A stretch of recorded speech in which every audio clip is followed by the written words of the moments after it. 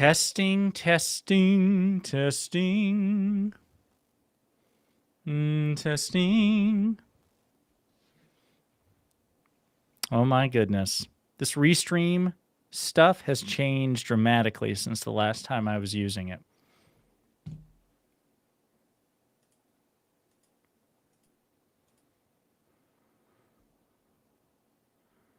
How's the audio? How's everything? I had to blow the dust off this. It's been forever since I've been in.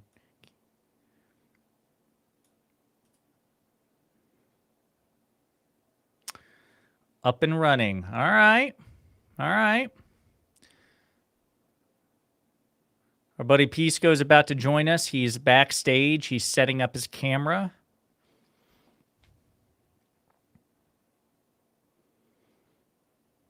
Pisaya.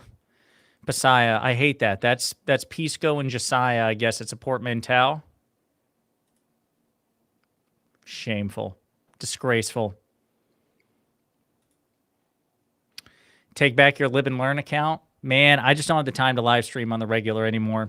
We're literally in the process right now of finally hiring an editor. So I've got one guy who's working for me this week. And then another guy that I'm auditioning next week. And, I mean, we're already on Facebook. I'd actually be live streaming on Facebook, too, but the account is still new. You have to be there for 60 days before you can live stream. So, unfortunately, it's just going to be on YouTube for now. Then we're going to expand to Substack, Spotify, Instagram, TikTok. We're going to be everywhere.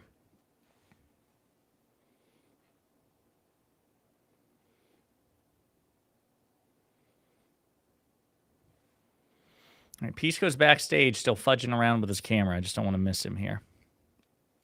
Do you think Trump will be on time or make us wait? I think he's going to make us wait. He is an inconsiderate fuck. Hey, there he is. All right, Pisco, I'm about to pull you in, man. You're getting pulled in. I hope you're ready. Yeah, I'm ready. Damn. Well, my bad, bro. I just didn't press the virtual camera button. My bad. No, it's okay. Yeah, you were. How you doing? Good, buddy. You? I'm doing good. Why is the text all over my... There we go. See, yeah, I don't know. Listen, but now it's too small. What do you mean now it's too small? There's no pleasing you. Good. You're it's never good. happy. You're never. How you doing, brother? Man, I'm hanging in there. Today's been a long day. I did not sleep particularly well. I got up early, went to the gym for the first time in a hot minute. Hell yeah. Well, you benching? I didn't hit bench today. It was just back and biceps. It was back and biceps. Right. Shit. Yeah. Wait, what do you do for back? So like the seated like back curls, back extensions. I think my final set of 12 is like 180. Oof. Yeah. That's just you're gonna be a unit. You are a unit already, but you're gonna be an even bigger unit. No, man. Listen, I mean, I went from unit down to a smaller unit. Now I'm trying to build the muscle back up. So suck my unit. Remember? No, I don't know that. I have no idea what that is. I don't endorse that at all. What movie is that, guys? I don't think that's sorry, guys. We're supposed to be like PG. My bad. No, it's from a unit. We're having a movie. We're having a privileged lawyer, an esteemed lawyer coming on. My bad. Yeah, it's okay. She's actually not going to show up now. As a reminder, folks, we are expecting an attorney from the Elias Law Group who will be joining us. We're excited to have her. Lali Madduri. Lali Madduri, as a reminder, she helped kick Trump's ass in the 2020 election lawsuits. She is a litigator for the Elias Law Group run by Mark Elias. We're excited pretty cool, hey? It is pretty cool. I will say, the one video I wish of yours that did like better was the interview that we did of the Mark Elias. Now I'm not remembering his name, but he was a litigator as well. You don't even remember his fucking name? I know. I'm You're sorry. A real piece of shit. It's a colleague of hers too, so it's going to be really awkward when she steps in here when Lali Madduri comes in. I should have remembered before I did this comparison. But like, you literally got access to the litigators of the Barber case, or at least one of the litigators of the Barber case, which is just very impressive. It just shows how dominating you are online and why. Really, it's you behind the shadows. You're the one who's going to be running policy for the next Democratic administration. You know what? I think so. Here's one thing I need to do. I'm going to let you talk. I've got to zoom in because I see here because there's like a huge disparity here. Just want to say, here's some dollars for being a good sport about your trash Star Wars sequel take. It's about the only thing I can disagree with you on. Listen, I beg to differ on that. I think The Rise of Skywalker is legitimately the most entertaining of the sequels. That's crazy. I'm prepared to die on that hill. That's a crazy hill to die on. Yeah, so I'll be right back. I'm going to zoom in on the camera because I feel like Pisco and I feel like we're just like totally asymmetrical. It's going to drive me nuts. Yeah. I'll be right back. All right, folks, how we doing? Everyone chill? Guys, what did Josiah say when I wasn't here? What was it? Did he try to turn y'all against me? Is that what he tried to do? What a big speech we got coming up, folks. Who's ready for it? I heard ABC is not even going to be showing it. The 3 networks, right? ABC, CBS, and what's the other one? What's the other network? Some guy says ABC, editor. CBS, NBC, right? Some guy says editor. No more sneezes left in video. Precisely. That's that. I'm trying to get past that stage of my life and stage of my career. Wait. You legit had the biggest sneeze possible. I don't want to hear it. I don't want to hear it. Listen, did you see me review that? No, I didn't see it. I felt like psychic shame. I felt secondhand embarrassment. Oh, that's too good. So listen, folks, as a reminder, what's going on. At 9 o'clock, Donald Trump is scheduled to speak. Of course, he's a senile old fuck and wildly inconsiderate, so it's possible that he won't be showing up till 9:15, 9:30. In about 10 minutes, Lali Madduri of the Elias Law Group will be joining us to go over how she curb-stomped Trump in the 2020 election lawsuits, give us her expectations for the speech coming up after she leaves, and then Pisco and I are going to be fact-checking it and debunking Trump's speech in real time, and I'm sure we're going to be talking about it a lot tomorrow. Lali Madduri will probably not be here for the full speech because, as it could be very well the case, given the Elias Law Group's action, they could be litigating. This could start litigation afterwards, so it'll be interesting to see. We'll have to see it. One of the difficulties in like these real-time debunks is they just like make stuff up a lot of the time, and so there are many different reports that will show like all the different theories and how they're debunked. They'll show the stuff about Dominion. They'll show all the claims about access to ballot watchers. They'll show the claims about the allegedly fraudulent ballots, but they'll just invent new stuff. And so we have some reports that it might have to do with foreign interference, like foreign interference of China or something. But this was robustly investigated during Trump's administration, as well as under the Biden administration, as well as by the different states and multiple different law enforcement agencies. And obviously, as we know, mere interference in an election doesn't mean that the election was rigged or fraudulent. If that were true, Trump wouldn't be president in 2017 because Russia obviously interfered in the election. So I think this is worth noting, you know, as I bring up some of the sources here to refer to, you know, by MAGA's logic, by Trump's logic, if mere attempted interference, or indeed even successful interference, which is not necessarily outcome determinative, if that means that the results of an election are invalid, then by definition, Donald Trump was not the duly elected president in 2016, and everyone must conclude that the election was stolen from Hillary Clinton. And likewise with 2024. And it's not even contested at this point, right? And likewise with 2024. Yeah. Just I want to make that super clear. No room for ambiguity. MAGA's logic entails that Kamala Harris is the rightful winner of the 2024 election. So Donald Trump should immediately resign from the presidency at the end of the speech, and Kamala Harris should be duly sworn in as the president of the United States.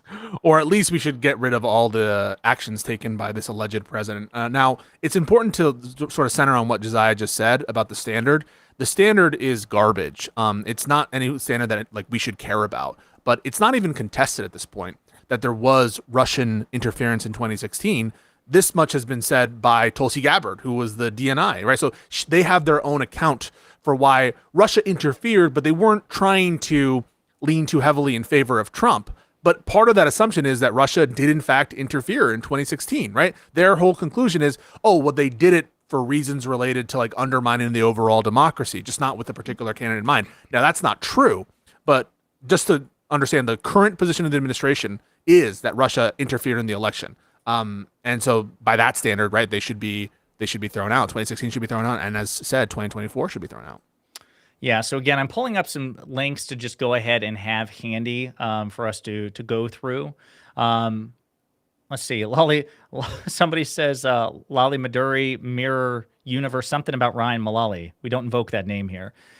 Faith Adams, thank you for the $20 US. Thank you, Hedonic. Appreciate you guys helping us through this pain together. That's what we're here for, man. We're all here to suffer together. It's communal suffering. The difference in 2016, though, as some people are pointing out, is that, as was found in the Mueller report, the Trump campaign even though there wasn't a finding of conspiracy, criminal conspiracy, the Mueller report did find that the Trump campaign was receptive and encouraging of Russian efforts to interfere in the election. Trump himself, right? So these are findings done by the Mueller report. By the way, little quick pause. It's worth noting again that Trump said that it was good that Mueller died. One of the reasons why we have to live in the space of Trump's delusions is he tries to have it both ways. He tries to have this impossible standard. He thinks that Mueller exonerated him, but he also thinks that Mueller gave him a hard time and that Mueller was wrong and Mueller was a fraud and was criminal against him and it was a coup. And so all these standards blow up in the MAGA face the minute that they're brought to their attention. Yeah, so a couple of things I just want to point out here. So Rachel Cohen pointed this out as well. Ahead of reports that this speech was going to pertain to China, Rachel Cohen notes, tonight Trump will claim that the intelligence community conspired to conceal from him information about China's efforts in the 2020 election, except that the intelligence community assessment was compiled under Director John Ratcliffe and briefed to him on January 7th, 2021. And just a couple of things to note. John Ratcliffe was the CIA director in Trump's first term. Do you know the director of national intelligence, the DNI, in Trump's first term? Do you know who the CIA director in Trump's second term is? The guy right now serving as CIA? The John same Ratcliffe. Man. So I want to be clear here. This is why it's so important. Because when Trump says, well, the deep state conspired to conceal from me that China attempted to interfere in the election, number one, they did not. And number two, if that were true, why would you put John Ratcliffe back in charge of an intelligence agency? Why would you move him from DNI to CIA director? Why does he have a job right now? It's so important that we debunk this shit in real time. MAGA will not have answers to those questions, to say nothing of the fact that the intelligence reports conclude that China did not alter the outcome of the election and that there's no evidence that they actually penetrated into outcome determinative processes. So there's some evidence to indicate that they, for example, tried to access voter data. Well, in some states, voter data is publicly available. You, in the audience right now, can lawfully purchase Georgia voter data. So too can China. So again, it's just really important to debunk this shit in real time. Yeah, that's part of the reason why I think the election system in America is resilient. It's hard to hack the system is because it's distributed and because there is local autonomy, both obviously the states as an initial matter under the Constitution. They're the ones who are given the authority to run federal elections, but also the individual localities within a state. Sometimes there's disparities in how their systems are, how they release information. And so that makes it all the more important. If you're going to claim that an election is fraudulent or an election is characterized by outcome determinative fraud or interference or something, the onus is on you to put up the evidence. They had the opportunity to do that for years and years and years. And all the while, they're trying to make this case to the American people. I think it'll be futile. They're not spending time. They're not spending effort on actually worrying about you, the American people, and focusing on your needs. It's all a distraction. It's all to serve Trump's ego. No different than the Trump Kennedy senator and the fucking, can I swear? On your, is your audience okay? Of course, no. the fucking reflecting pool and everything that's going on with the ballroom. It's all to service this man's ego. So a couple of things to also note, some minor defiance, I think important defiance from TV networks like NBC and ABC after persistent threat by FCC Chairman Brendan Carr, as well as Carolyn Levitt today from the White House press briefing room. They tried to lobby and indeed, in the case of Carr, threaten these networks to air Trump's address live on TV. It's what Trump wanted. And NBC and ABC told him to kick rocks. They gave him the finger. Now, on some of their live streaming services, they will stream Trump's speech. In terms of their coverage, they'll do a special reports on it, unquestionably. This is legitimately newsworthy. The fact that the sitting president of the United States is falsely claiming that the 2020 election was stolen and that he's doubling down on this conspiracy theory 6 years later. It's worth They just don't want to be complicit right. in airing it on the major broadcast airwaves without any kind of debunk or without any kind of editorializing. And so I applaud that effort. I think that's good. It obviously, it's going to get out. And so we certainly are going to respond to it. We're going to bring attention to it, if only to debunk it. But no, I applaud that as a moment of solidarity. Yeah, so Super Chess says, I'm timing my next dump to coincide with Trump's speech in case I'm constipated. Then you must not be suffering from the latest virus, the latest the latest bout of explosive diarrhea pandemic, which is sweeping the nation because Trump put RFK Jr. and Dr. Oz in charge of the nation's health, and Doge cut crucial CDC functions that prevented this I think they fired illness. people specifically on things related to these kinds of parasites, or at a bare minimum, I think they even changed FDA rules or some kind of rules regarding some of these products. I think it's like vegetable products right now, and they're sourcing it maybe to like lettuce that was used at Taco Bell. I don't even know if it's Taco Bell's fault necessarily. But I mean, this is why we have regulations. We have to like reinvent problems to remind ourselves why we even have these things in the first place. I mean, not to get too graphic, but I'll be honest with you, when the initial reports came out that there was like a spate of diarrhea, from Taco Bell enthusiasts, I'm thinking, okay, news at 11, like, the sun rises in the morning, sets in the west, like this is pretty common. How many of us have not had some Taco Bell after a late night bender, and then, woke up with an upset stomach? But this is like legitimately serious, tens of thousands of instances across the country. And it's all traceable to Donald Trump's incompetence. Diarrhea notwithstanding, I think this is a good article to take a look at here.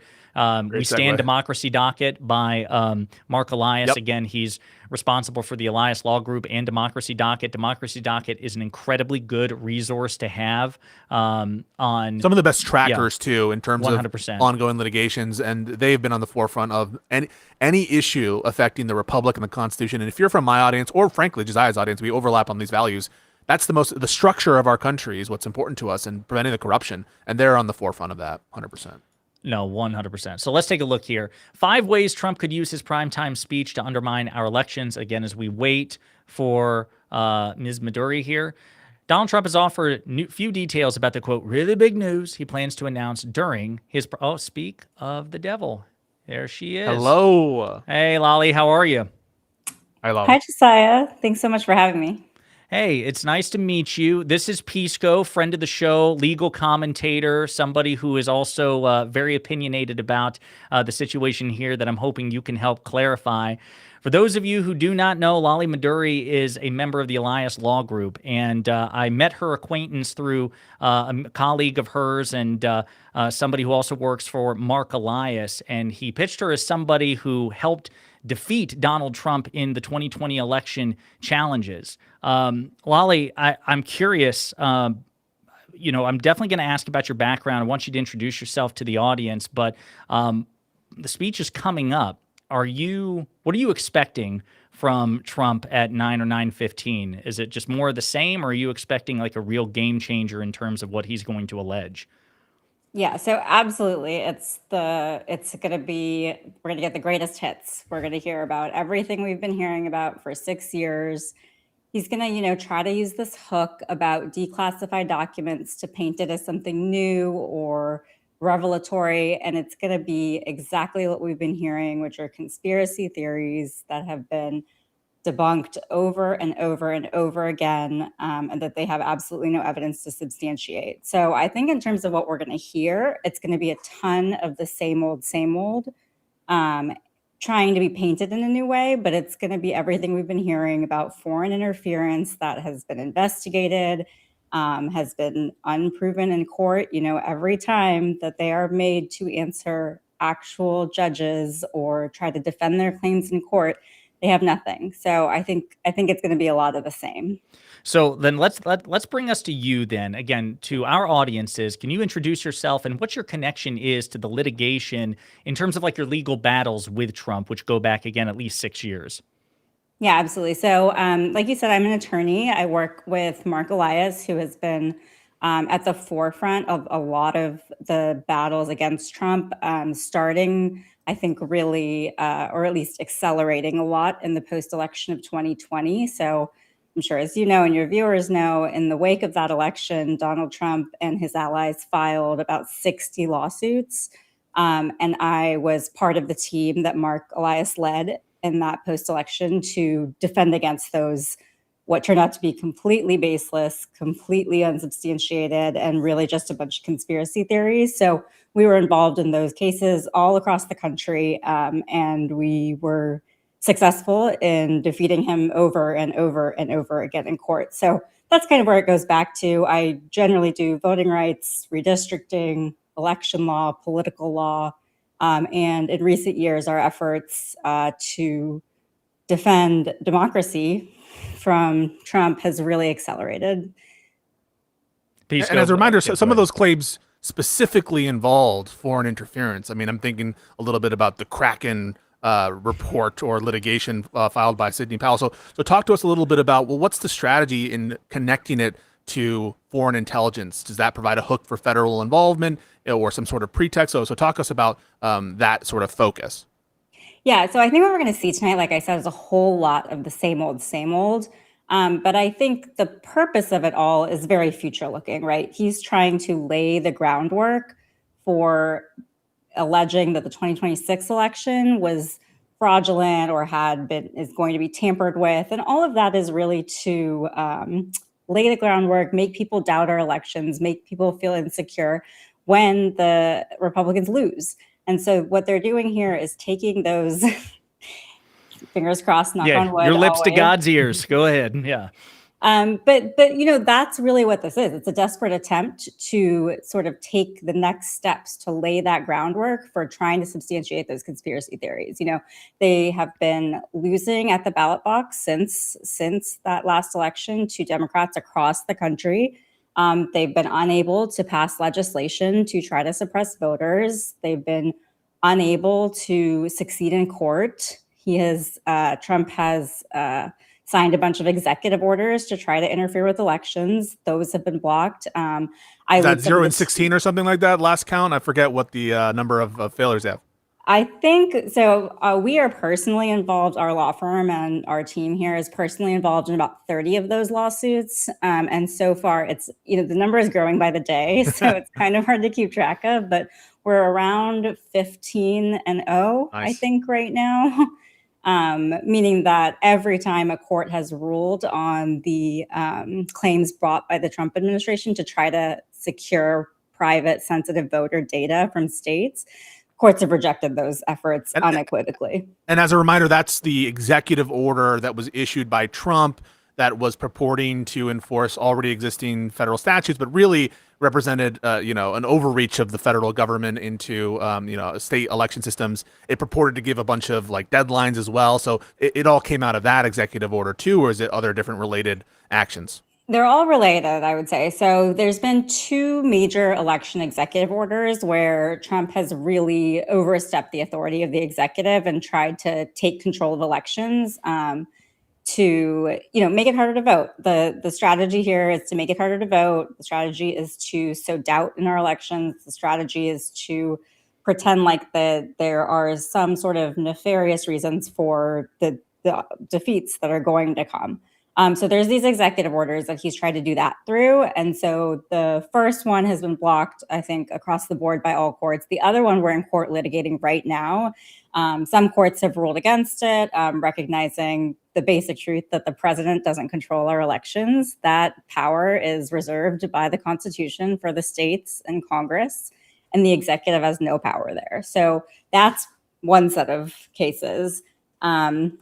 With those sorts of efforts failing, DOJ, Trump administration, has tried to get voter files from all 50 states, but they are in court litigating against about 30 of those states right now, and they are trying to get sensitive voter information, things like social security numbers, driver's license numbers, things that are that actually could be used to tamper with elections. But in those efforts, the courts have held 100% here. So that's where we're 15-0 right now, where the courts have said no access to this information. Elections are run by states. The federal government has no role in looking at voter files or anything like that. So that's what he keeps losing day to day right now.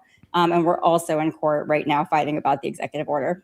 I just want to say this is really important too. As somebody who's a layman, you two are lawyers, I'm not. When I speak to my audience, one of the questions I get back quite a bit is, isn't it hopeless because Trump is president? He's the most powerful man in the world. He has control of both the House and the Senate. The Supreme Court is a conservative supermajority, and it seems far more deferential to him than not. And yet here you are, 15-0, against him in court, to say nothing of the previous defeats along the way. And so, I'm sure Pisco was going there. I know eventually we're going to go there too. But can you emphasize for our audiences the importance of still waging these legal battles, for engaging in this legal self-defense and taking Trump to court, even though he has so much power behind him? Because a lot of our audiences feel hopeless. Yeah, absolutely. And I would say, and I think Mark says this a lot, that our work is fundamentally hopeful and optimistic, because what we're doing is trying to preserve democracy.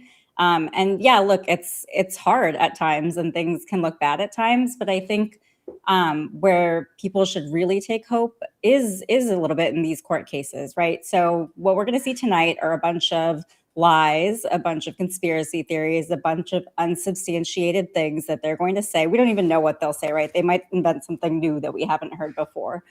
But our experience tells us that when we go to court, when they are put in front of a judge, when they have to say things under oath, when they have to produce evidence, when they have to defend what they're saying in the court of public opinion and actual court, they are completely unable to do that. And that's exactly what these cases reflect. He filed about 60 cases in 2020. We won almost 100% of those cases. In the latest round of things, 15 courts have ruled against him.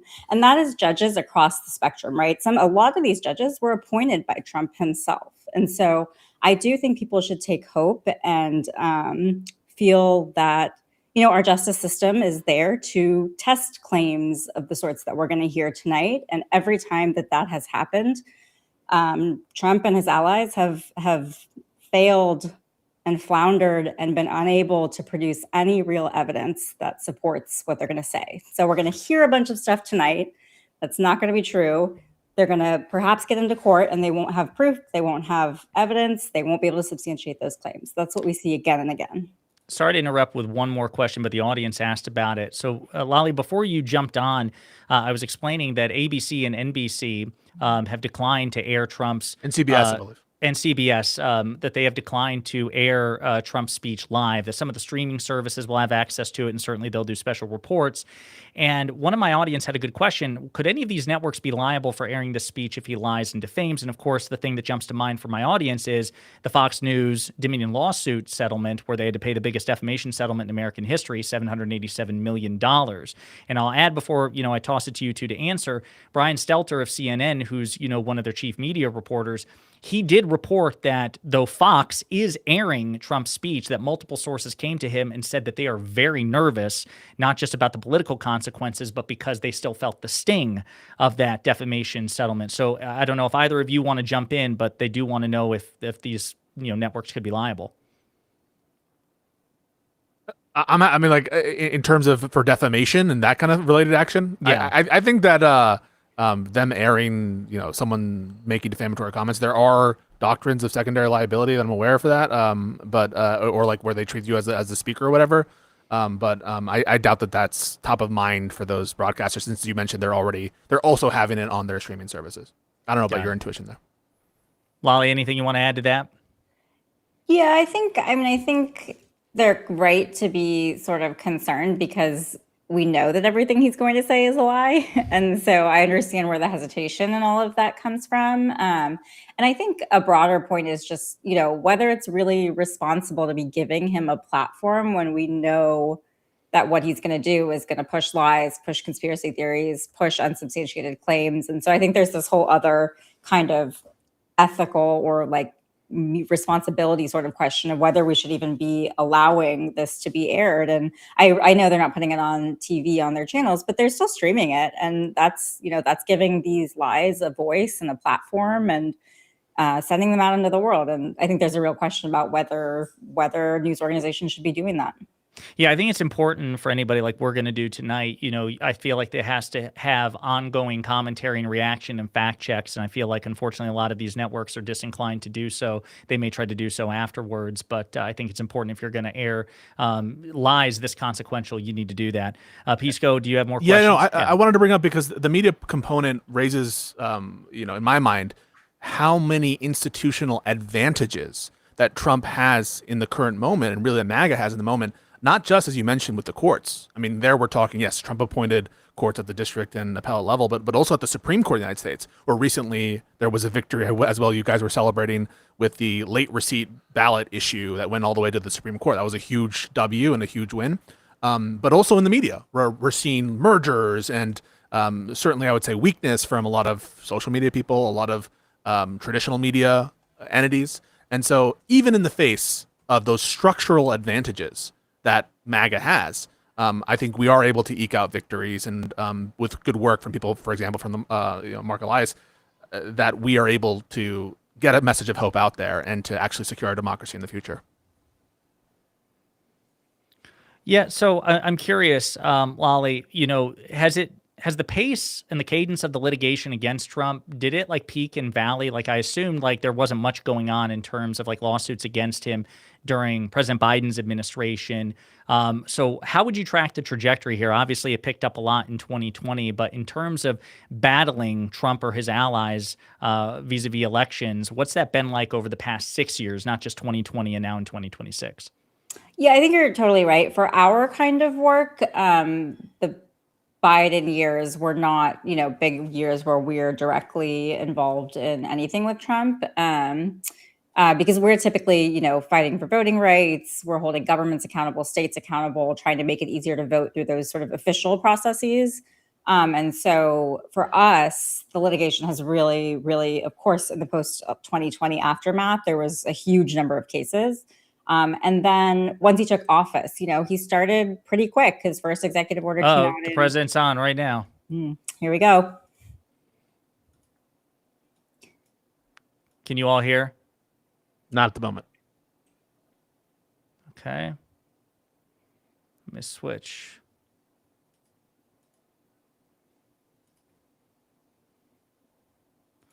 Or I have to switch the audio here. Hang on one second.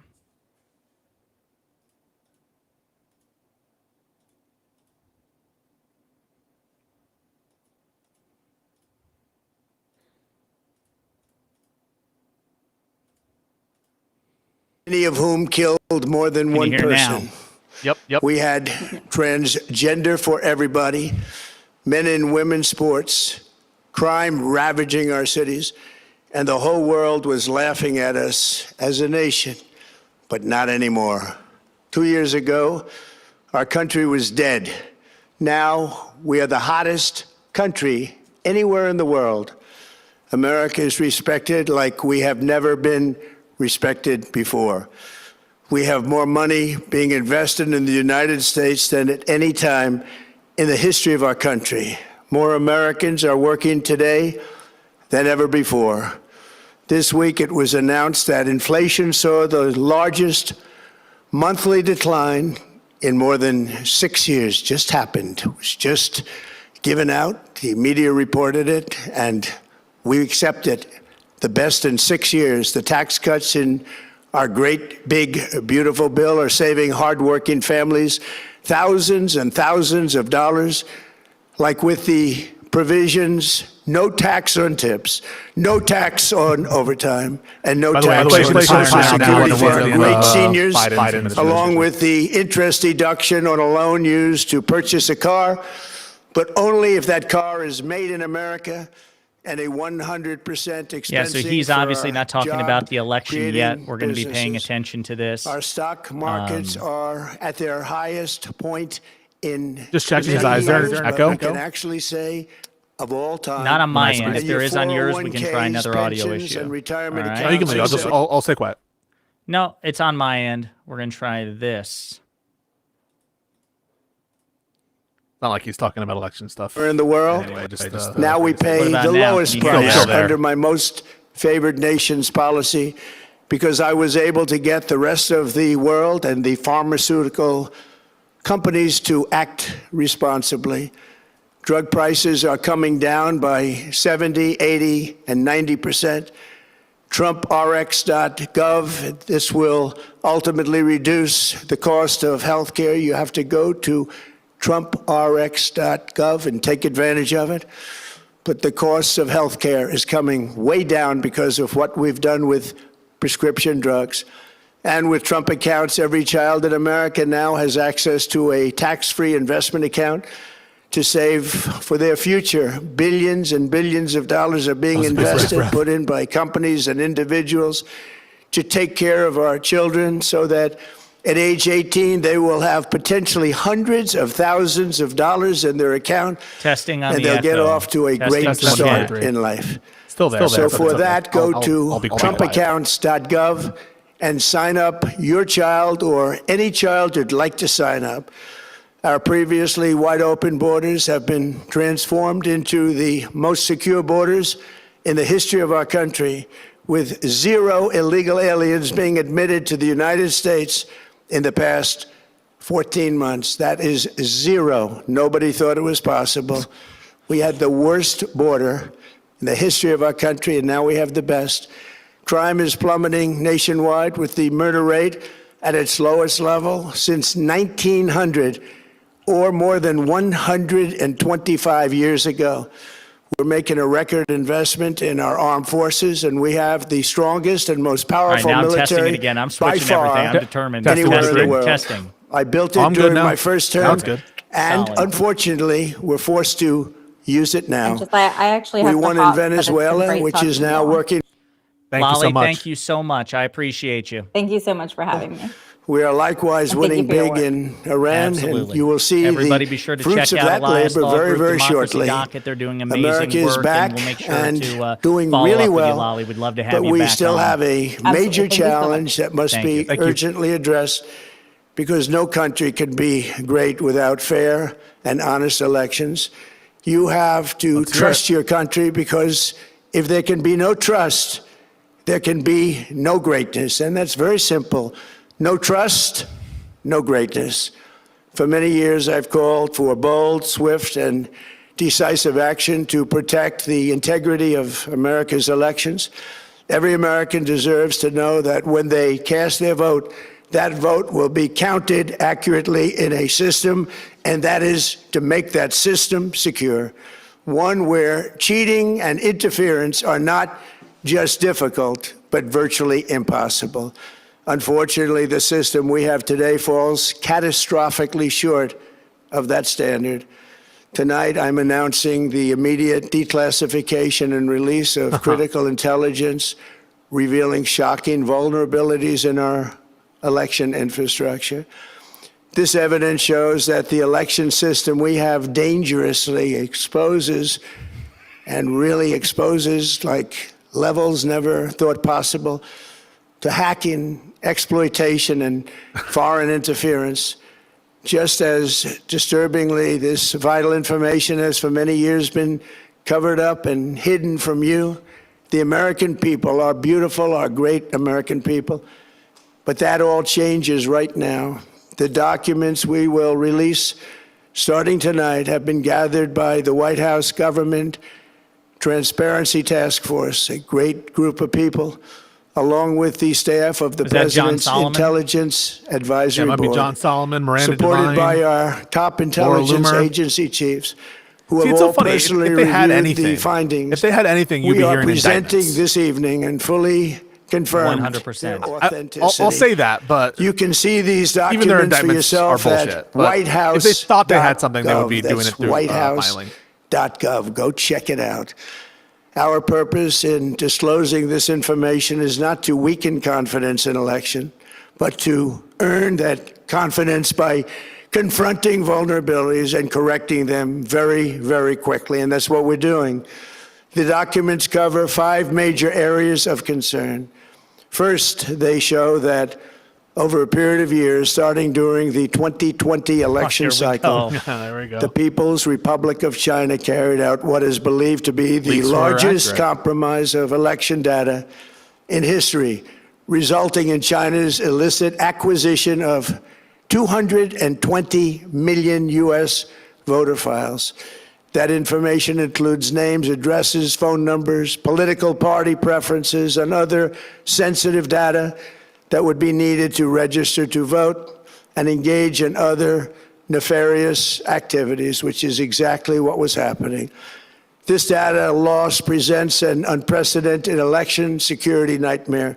The intelligence even shows that China has signed a data exploitation unit specifically to this new project.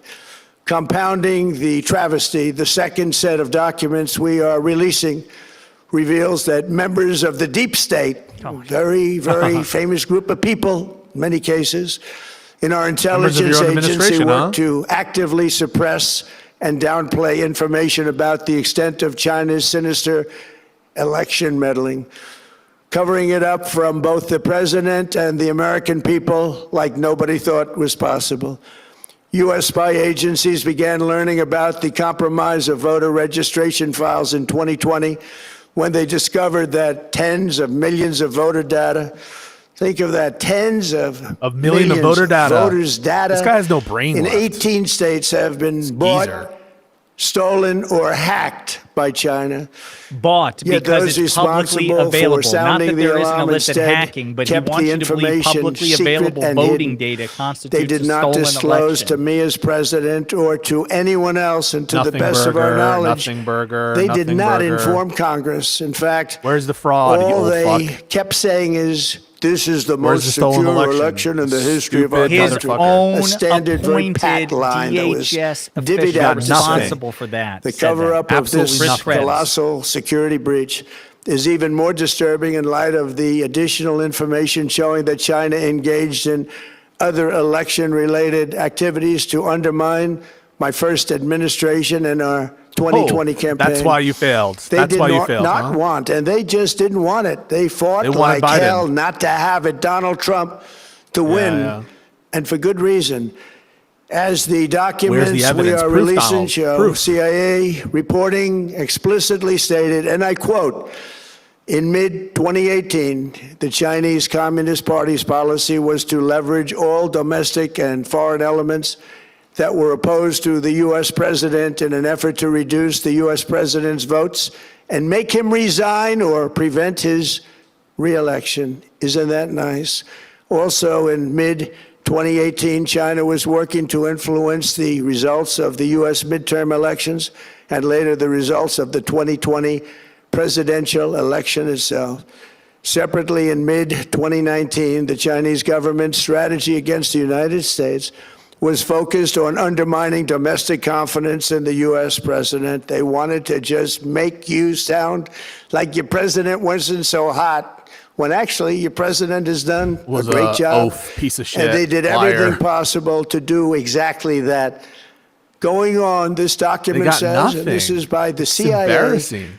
The strategy the CIA included said China efforts to hated use Trump. Chinese contacts More at 11. with big U.S. companies to influence U.S. business leaders to turn against the President of the United States of America.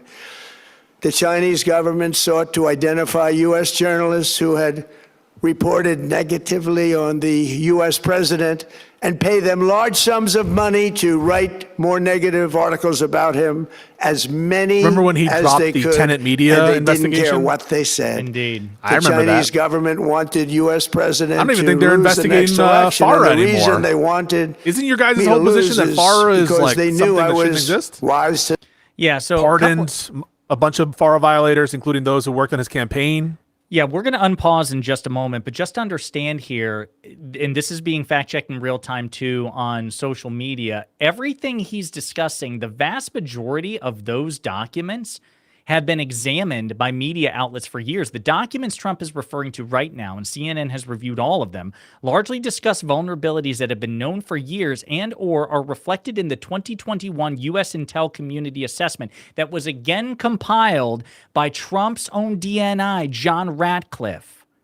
So much for the deep state. And John Ratcliffe is still serving in the Trump administration now as the CIA director. None of the declassified information supports the claim that any previous election results, including the 2020 presidential contest, were manipulated by foreign interference or fraud in a way which could have changed the outcome. Folks, understand, if what Trump is saying is true, then by definition, he was not president in 2016, and he is not president now because foreign adversaries like China, Russia, and Iran have attempted to interfere in all three of those election cycles and election cycles going further back still. 100% true. Charge them billions and billions of dollars worth of tariffs and built the strongest military anywhere in the world. We have the strongest military anywhere in the world. These are exact quotes from the CIA reporting.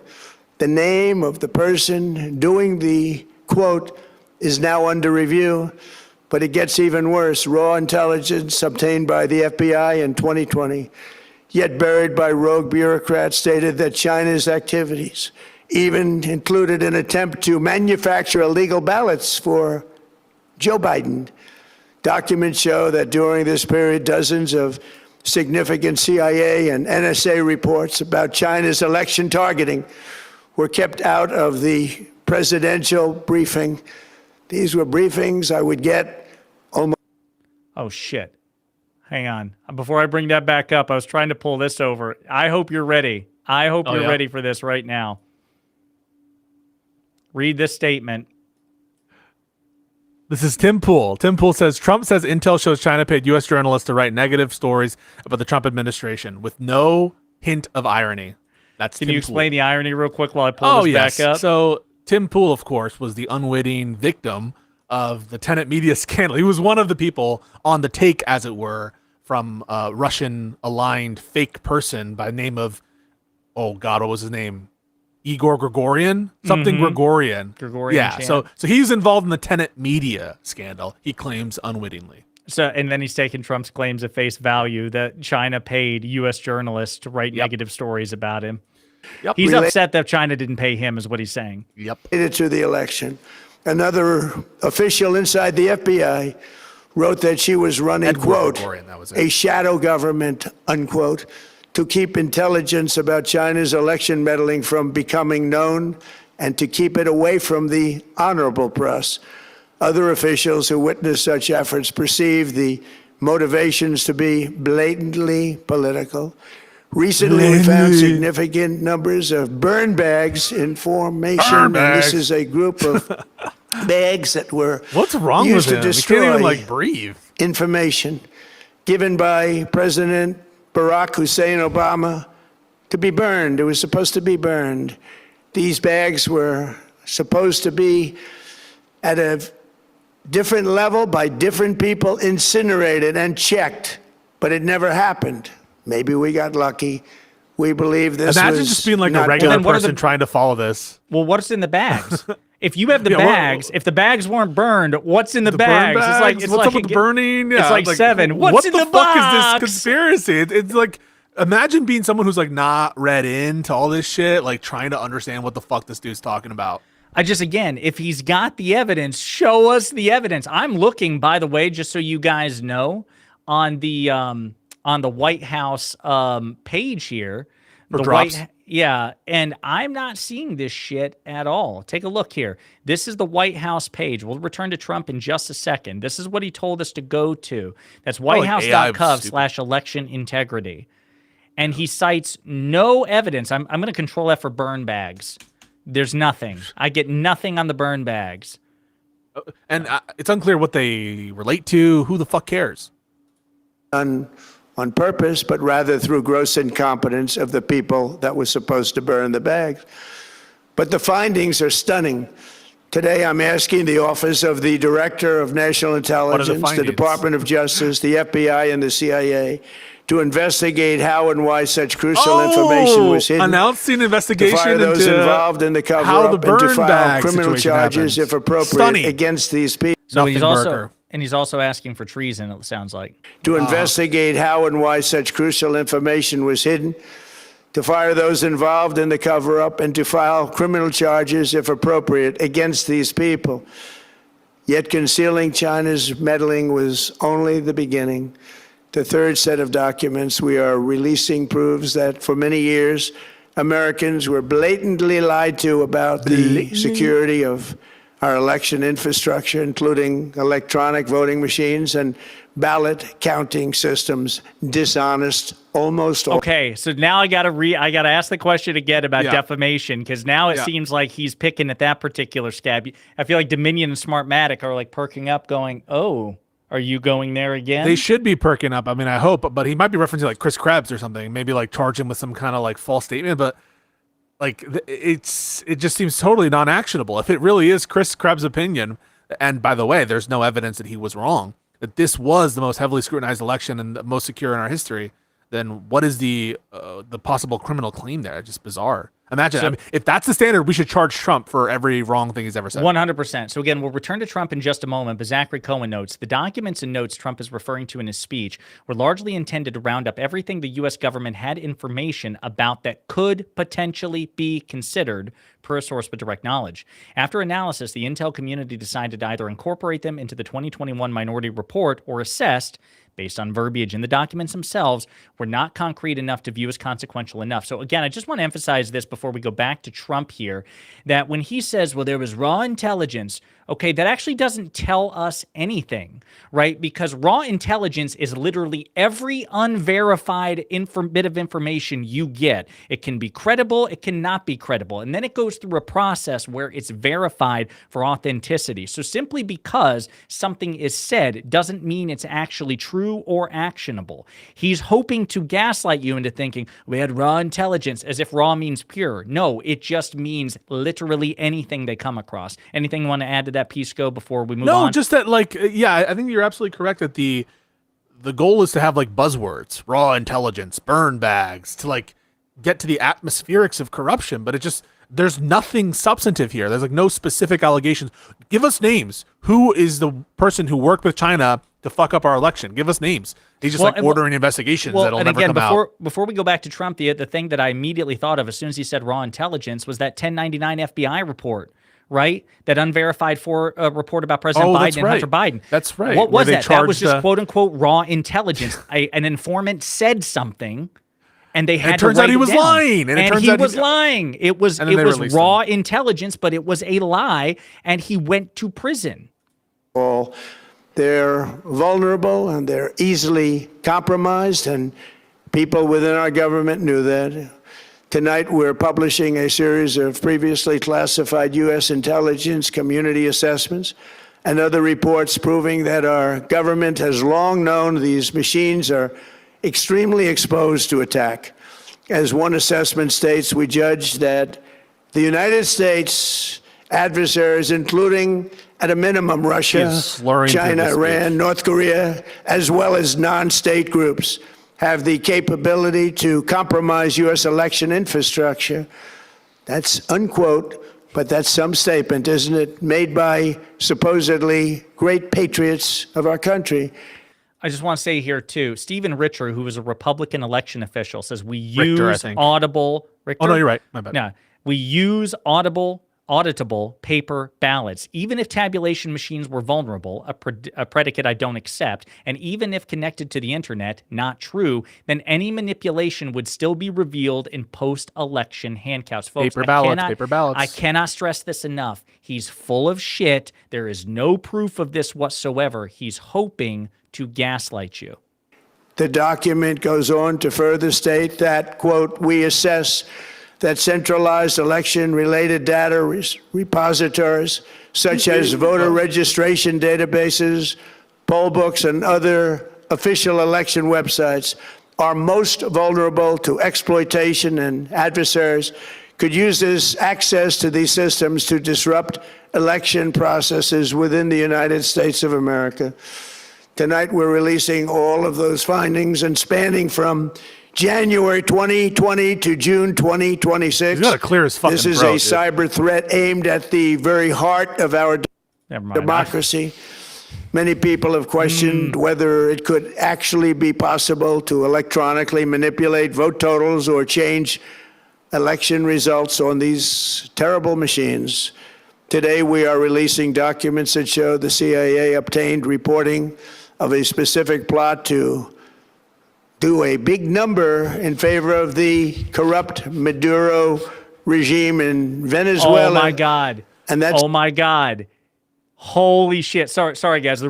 Pisco, can you explain why the Maduro name drop is so fucking important? Yeah, so I think I know what you're getting at, which is the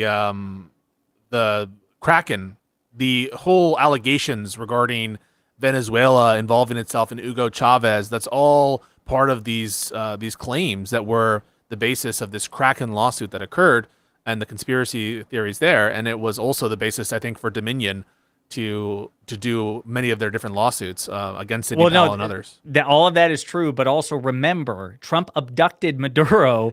That as well. He deposed and abducted Maduro, and Maduro is in U.S. custody as we speak. Right now. And yes, it has led people to speculate that Maduro might get a slap on the wrist or might get some sort of prosecutorial favor if they can coerce a confession or some sort of corroboration. So again, I don't know if he's going to say that or allude to that, but something to clock. It's exactly what happened, conspiring to digitally rig their own country's elections in 2020. And that's their what they own did. country's elections. This reporting included precise details about methods to regime develop to digitally alter vote totals in ways that could not be detected even with an audit, no matter how deep they went. This is the Sidney Powell stuff. So wait a minute. So now he's saying, listen, the rigging is so complete, no audit. We can't get evidence. We can't prove it. You can't see. We have evidence that you can't get evidence about this rigging. Correct, folks. yes. That sentence alone should be the end of this. We don't want you to tune out now because you're with us. But if you're watching at home alone and you're not keeping company with Pisco and I, that should have been where you clicked it right off, assuming you went through this in the first place. The reason we can't prove it is because they did it so good. It's like too big to rig, right? Because all of this flies in the face of why didn't they do all this shit in 2024 when they actually did control the apparatuses of the federal government when the Democrats were in power? And the answer to that is like, oh, too big to rig. They have an ad hoc explanation. Oh, why isn't there evidence? Oh, well, they just were so good at it. They have a technique that's so advanced that it doesn't leave any trace. It's like when you're playing Calvin ball with a kid or like they're, Calvin ball. But I have like, yeah, exactly. It is Calvin ball. It is. This intelligence underscores why we must take urgent action to ensure that our own system can never, ever be hacked or compromised like it was in the past. The fourth set of documents reveals that even when significant evidence of fraud has been detected, it has been buried and covered up. Among the disclosures tonight are FBI files detailing evidence of alleged fraud by a large-scale voter registration operation in Michigan. Blue state. Yeah. So a large-scale voter registration plot, an allegation. What is it, Trump? What happened? 20 Michigan State Police raided a Democrat Get Out the Vote organization, corrupt group in Muskegon. And we're so concerned by what they found. They were just so concerned. They couldn't believe it, actually. What did they do? That he's telling you, they couldn't believe it. Yeah, they couldn't believe it. What more do you want? Contacted the FBI in Detroit. The documents state that some canvassers admitted to FBI agents that they signed voter registration forms in other people's names, submitted fraudulent registration for people who did. Can you pause real quick? Every year, you get from different various states, certain people who, in violation of state law, whatever, do like registration shit. It is small, it is marginal, not even close to affect the results of the election. And none of this is evidence of some grand conspiracy to steal election from Trump, even if true, even if these allegations prove true. We've gone through this in many different instances. And it's always marginal, never really affecting total quantities, even when true. Yeah, so real quick, too, before we continue, I just want to say, Tony DeCopel of CBS News says, kicks off CBS coverage of Trump's speech with heavy disclaimer. Quote, most of what he said on this topic has been false. He says, quote, we're coming on the air tonight because in a few moments, President Trump will be giving a speech. It's a speech expected to address safety and security of American elections, a topic, of course, that the president has talked about for years now, at times almost constantly. And honestly, much of what the president has said on this topic has been false. Most notably, of course, the claim that he won the 2020 election when, of course, he did not. Still, CBS News decided to air most of the speech. DeCopel explained why. Quote, there's an argument that it's irresponsible to air the president's speech tonight. But the speech will be made, it will be news, and it's our job to cover the news. So here we are. My CBS News colleagues and I are reporting tonight along with you to make sense of it, as you will and we will. So listen, that's a choice. And here's what I will say, because Tony DeCopel, to me, has been just a giant disappointment. I expect that he flat out call Trump a liar that he flat out call what Trump is saying here as lies in his special report and coverage? If not, you guys have no reason to patronize CBS moving forward. I mean, DeCopel's been on, a MAGA diet ever since he took over the top spot, and CBS has hemorrhaged viewers as a result. So now's his chance to prove himself and talk about how much of a morally inferior piece of shit Donald Trump is. But I'm not holding my breath. Anything you want to add before we press play? No. Did not exist, and received gift cards tied to their number of applications that they produced. In other words, it was pay, play, and cheat. The FBI agents working on the case believe that crimes were committed, yet the Biden Department of Justice slow-walked the investigation and killed it. Tonight, I'm asking the FBI director to ensure that the matter is fully investigated and to work with the Department of Justice. You don't have charges. You would think, right? You would think that if this were such a disturbing crime that was committed, what are we, a year plus into this alleged administration who took office January 2025? So there should be no reason why these haven't been charged yet. Should there have been? Like, why is it now that we were just announcing further investigation? Yeah, so I want to refer to the website that Trump proffered at the beginning of his speech against whitehouse.gov /election-integrity. He says, even when significant evidence of fraud has been detected, it's been buried and covered up. Among the disclosures are FBI files detailing evidence of alleged fraud. I want to put this, alleged fraud by a large-scale voter registration operation in Michigan. In 2020, Michigan State Police raided a Democrat Get Out the Vote organization in Muskegon and were so concerned by what they found they contacted the FBI in Detroit. The documents state that some canvassers admitted to FBI agents that they signed voter registration forms in other people's names, submitted fraudulent registrations for people who did not exist, and received gift cards tied to the numbers of applications they produced. Well, this sure sounds like crime.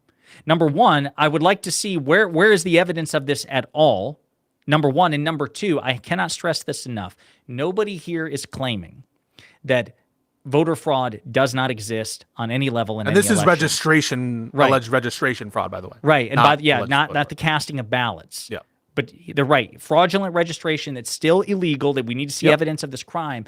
But folks, we're talking about tens of millions of ballots. So even if everything in this document right here on the website is true, and we have no reason to believe that it is, it still does not prove Trump's claim. Trump's claim is outcome determinative voter fraud robbed him of the election. Do not let them Mott and Bailey you. Do not let them move the goalpost on you. So far, Trump has truly offered no evidence of his central claim. Anything you want to add to that before we move back? No, I mean, like the Michigan law enforcement charges this with some regularity, and it's hardly usually ever like more than a few people involved, and yeah, they're able to detect it. They're not able to detect it, but yeah, no, the specifics matter, and if there are specific crimes, let's see the evidence and where are the charges. To prosecute those responsible for any crimes. Finally, to reveal just how vulnerable our elections continue to be, we are releasing the results of a stunning investigation by the Department of Homeland Security. According to the DHS review, state voter rolls and public records, they identified approximately 278,000 non-citizens who are registered to vote in federal elections.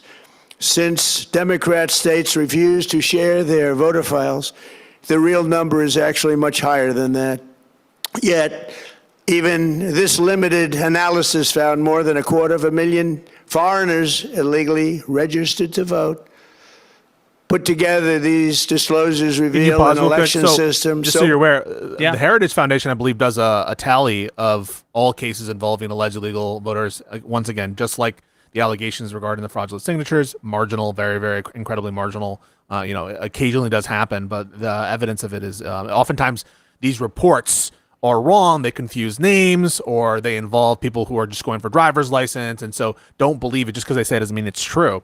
And oftentimes, the claims are confusing who actually is registered and they just drive assumptions. Broken and so vulnerable that no one can possibly defend it. It is not defensible. Hundreds of millions of U.S. voter files are in the hands of foreign governments. Our machines and ballot counting systems are exposed to hacking and manipulation and corruption. China and other countries have been trying to meddle in our elections. Evidence of fraud has been buried.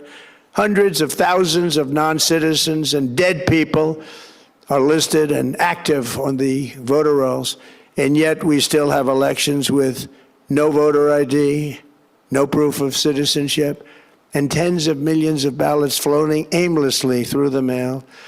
As one example of the insanity, California's recent election for mayor of I want to pause it for right here. So just again, a couple of things to note in terms of the ongoing fact check. Sam Stein of the Bulwark notes, one of the documents that Trump has disclosed tonight has a section noting China targeted the Biden campaign and does, quote, not currently intend to covertly interfere to try to sway the outcome of the election. So worth noting there. Sam Stein of the Bulwark, also again during Herculean work. The main doc here appears to be the October 2024 memorandum prepared by the National Intelligence Officer, NIO, for cyber and the director. It says China took, quote, low-level exploratory steps to undermine Trump in 2020. But it also says the Chinese government didn't do it, but was aware of Chinese actors who did. So again, worth noting. And then the last thing I'll say before we return to Trump, Mark Warner, Senate Democrat, Trump's shocking bombshells about China are totally bogus. The fact is our intelligence agencies unanimously agreed that China did not even try to change a single vote in the 2020 election. A single concurring opinion suggested China may have tried to sway voters' opinions, but that's been public knowledge since 2021. Anything you want to add before we move on? Yeah, I do. So I looked it up, and the Heritage Foundation, at least from 2024, from August 1st, 2024, so maybe they have a few more from now, but they've only been able to produce 68 cases of proven, going back to 1980, I believe. Yeah, the 1980s, of non-citizens voting in elections. And there have been over 1 billion votes that have been cast over that period of time. So that would be the incidence of non-voting of non-citizens voting would be below 0.0001%, just so you're aware. LA and governor was held on June 2nd, a long time ago, but it was just completed a few days ago on July 10th. Think of that, much more than 1 month. Took a month to count the votes. I wonder what they were doing. This is worse than any third world country. There's no third world country that has elections like we have. In a rare move, NBC and ABC Fake News have both said that they would not cover this speech. They knew what it was about because of the fact that they don't like the topic, because they know how corrupt our system is and they don't want to reveal it. They and others in the media are part of a plot. They want to continue this fraud for whatever reason. They want to keep it going. They want to protect the radical left. They can't have a great country, and that's true. You can't have a great country without free and fair elections. Fraud like this should mean a revocation of their licenses. They use our public multi-billion-dollar in value airways for absolutely no money. They pay nothing. All we want is honesty in our elections and honesty in reporting. They pay nothing for multi-billion-dollar assets. Great damage has been done to our country. Our elections were left vulnerable to being rigged and stolen, and the trust of the American people was... Important thing to realize here, Trump was in charge in 2020. And you might say, oh, he was lied to.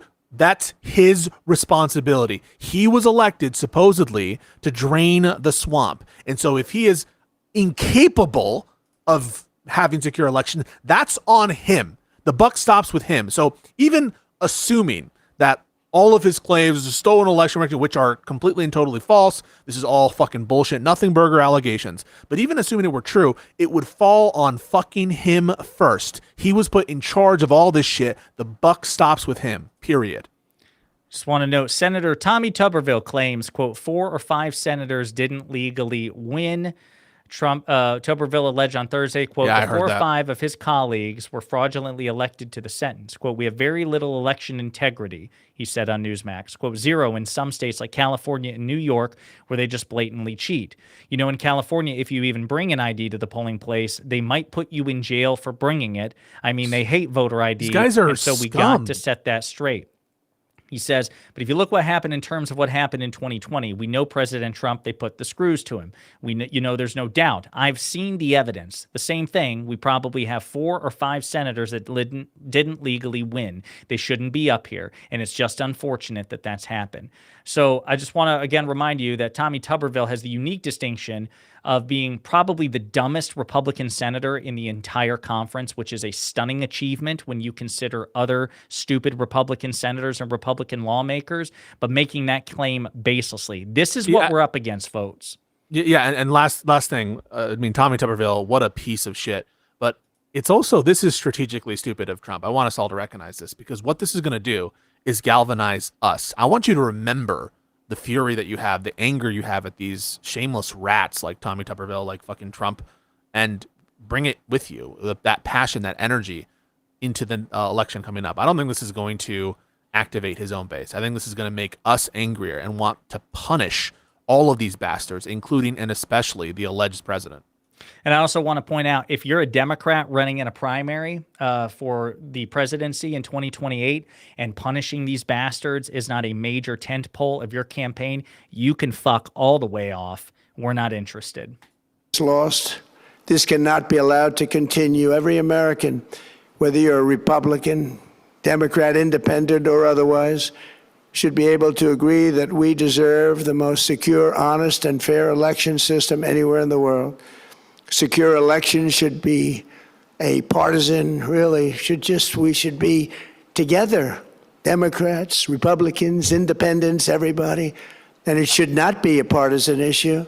It should cause to unite us, not to divide us. This should be a cause. We should be united, not divided. In light of the brand new and irrefutable information I have revealed tonight, my administration is in the process of notifying and he's like, we should all come together. Whose election data was compromised by the People's Republic of China and many others.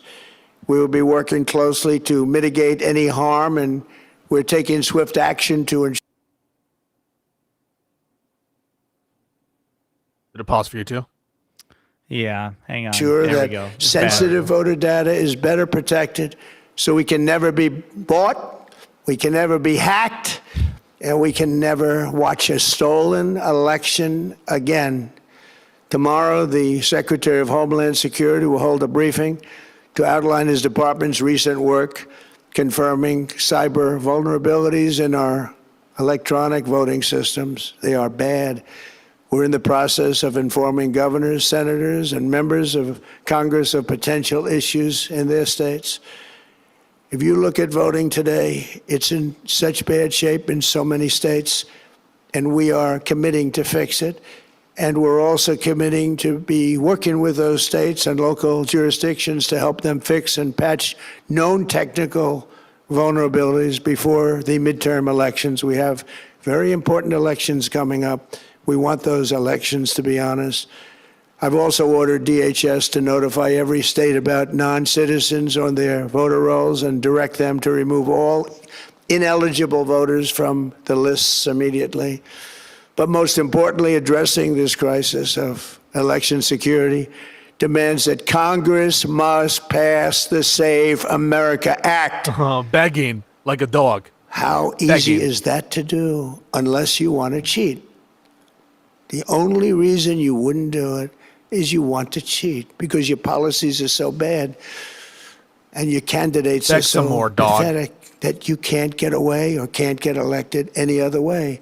This landmark bill requires that all voters must show photo voter ID. How simple is that?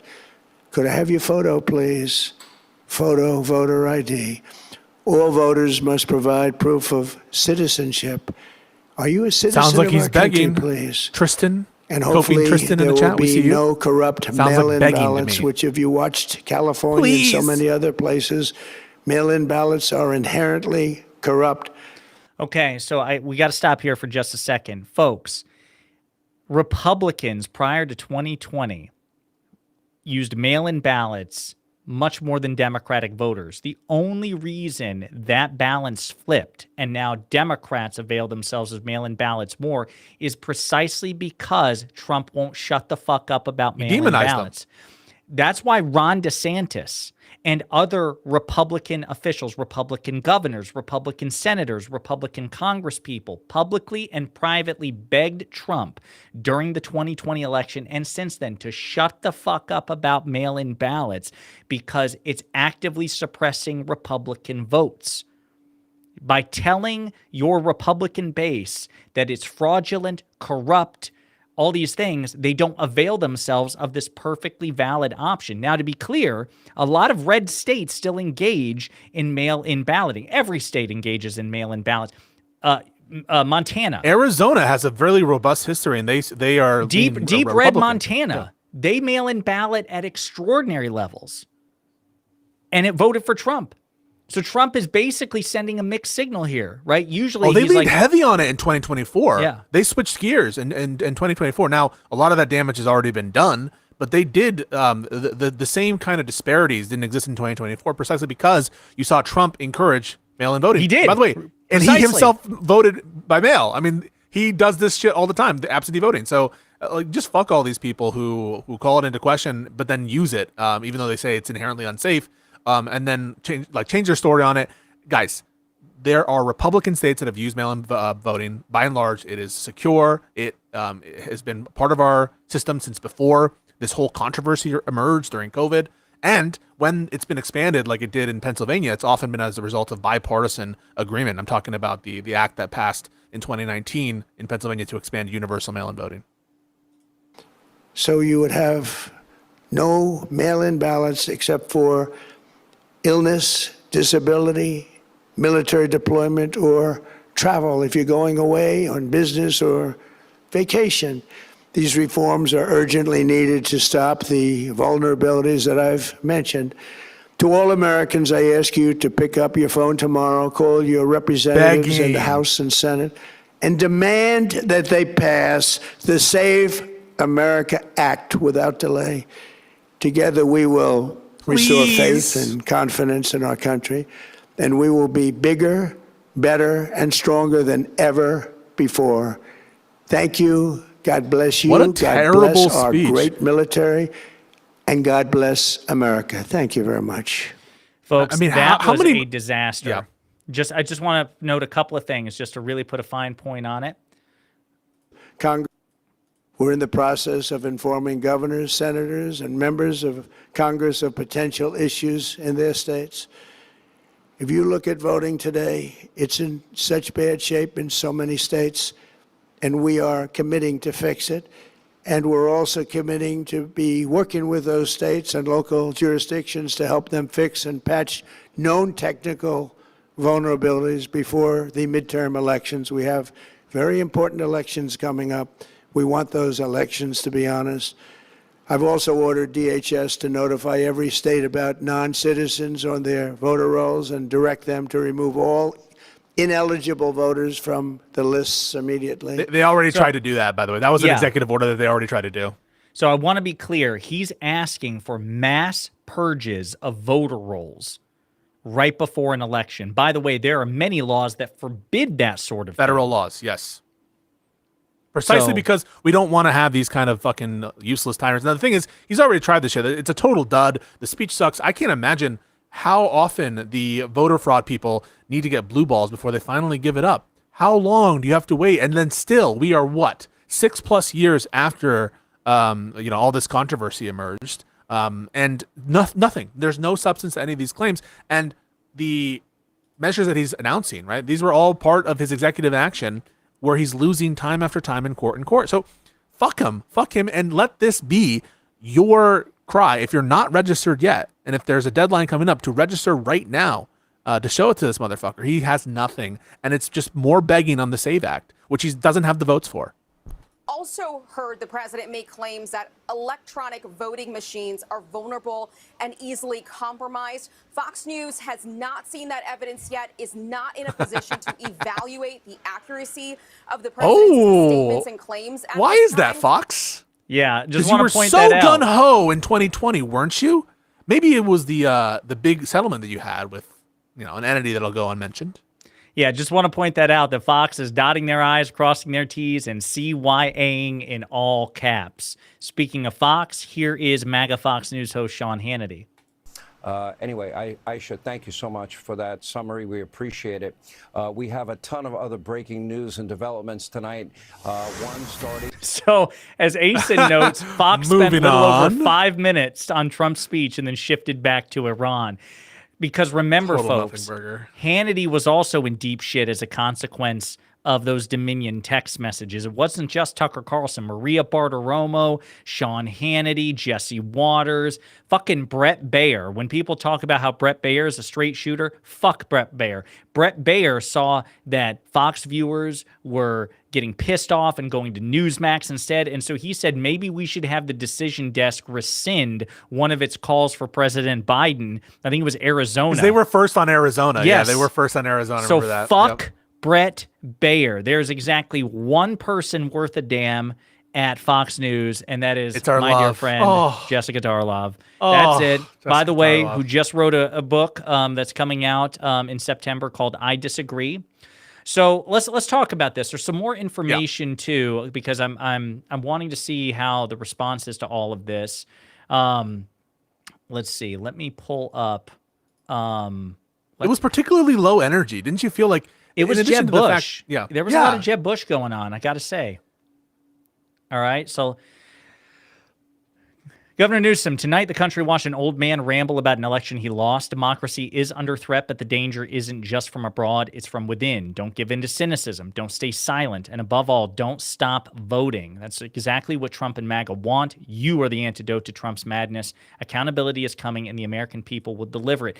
Listen, I don't know. I'm sorry. I didn't mean to put myself in the driver's seat there. I meant to have more of this here. Hang on one second. Let's go Yeah, a that's the little right bit note bigger. there. Yeah.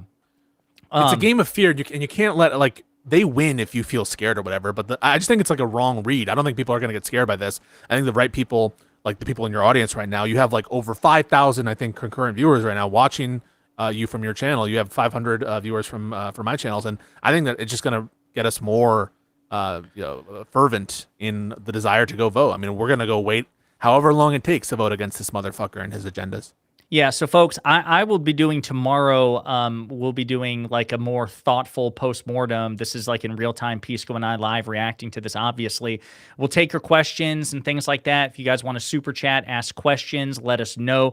In the meantime, we're also going to be taking a look at the immediate response from other media figures, political actors as well. Again, Sam Stein of The Bulwark noting, docs were released tonight, echoes those released already. Trump's speech conveniently left out the biggest election interference came from Russia and was designed to get him another term. This is from tonight's batch.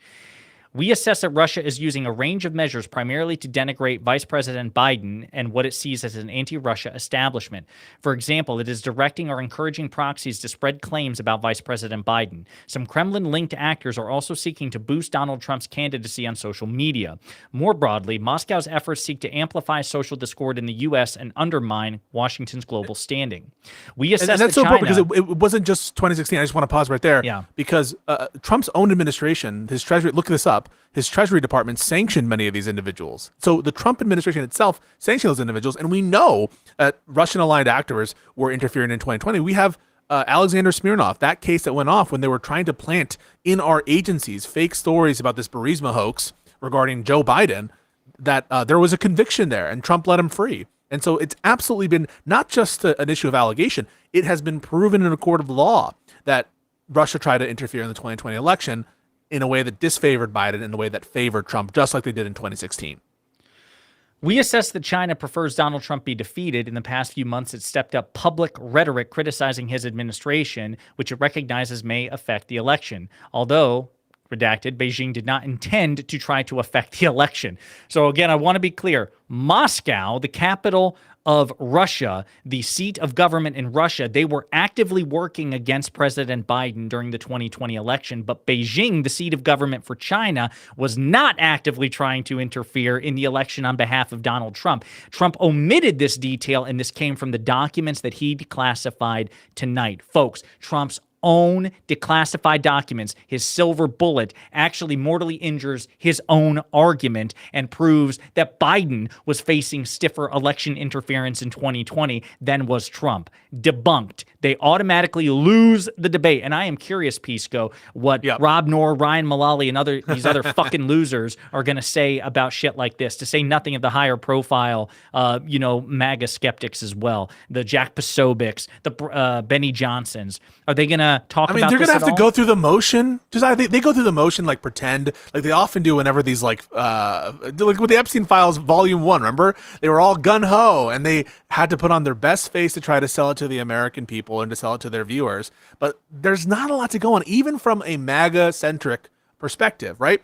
Think about it legally. Has there been any new announcement of a policy? No, it's just more investigations, document releases, nothing substantive, because on the substantive stuff, they already tried to do it and they're losing in court. That's why we had so many wins in favor of Democrats and really in favor of democracy. So it really should be disappointing, not just from the perspective, I guess, from like a neutral pro-democracy perspective, but if you're a MAGA person, I don't feel like you love that speech, and you probably, like Sean Hannity, want to move on as fast as possible.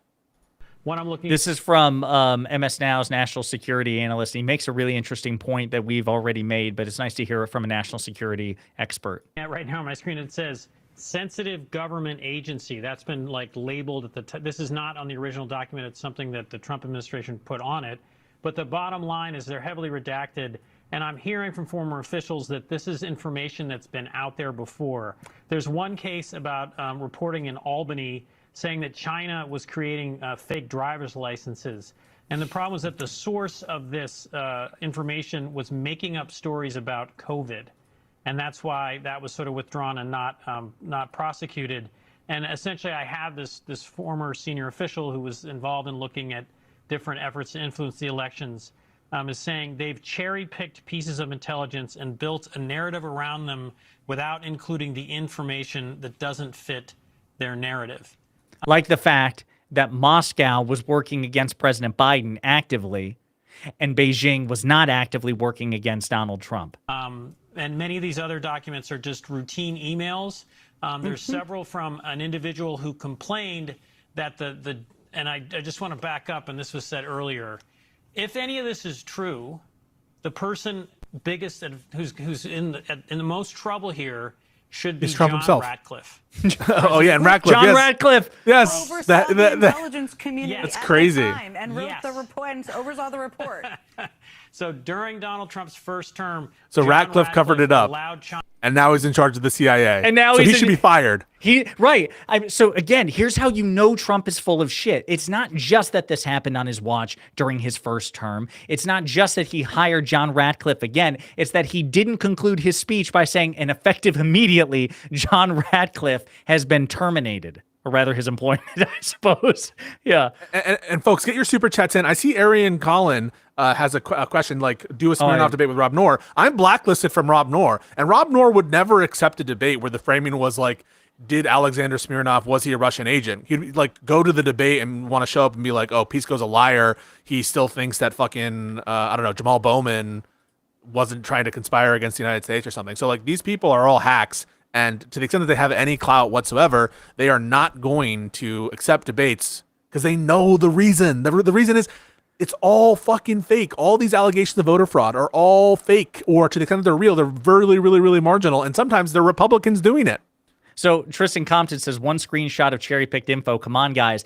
That screenshot explicitly states that Moscow was interfering against Biden and Beijing was not interfering against Trump. Unless you have a screenshot which debunks that or is a Trump card over the one I just presented, I win and you lose because it's explicitly stated in the very documents that Trump declassified and cited as proof. When the documents he cites as proof say that I'm right and you're wrong, I win and you lose, and that's always how it's going to be. I love it. You've got nothing. It's always those like truisms or these like one-liners without any substance. So I have a Trumper in my chat that says, you will accept anything because you hate Trump. You guys, right? This is your guy. He's supposed to be presenting his case. And so we're just pointing out holes in his own logic by his own standards, with his own documents, and he's failing miserably because he's a doddering old fool. He wanted to do something to change the narrative, and he's failing spectacularly. And you guys have nothing to say to support your guy other than to be mad. So Kyle Clark, who's an intrepid reporter from Colorado, he's gone viral. He's a local reporter, but he's like the most famous local reporter out there. Among the documents he grilled Jared Polis and Jared Polis and Lauren Boebert. Like he's just, this guy is amazing. Among the documents released by the White House tonight is this claim that Colorado's voter registration rolls were, quote, compromised by China. Colorado's voter registration rolls are public records. You can order a copy here, folks. That's what I was saying in the very beginning, pre-budding this, that so many of Trump's claims involve publicly available voter registration data. That's not evidence of a grand fraud or a grand hacking conspiracy. It's so funny. A couple of super chats here. Let me get to these. Let's see. I lost them. I'm late. What did I miss, y'all?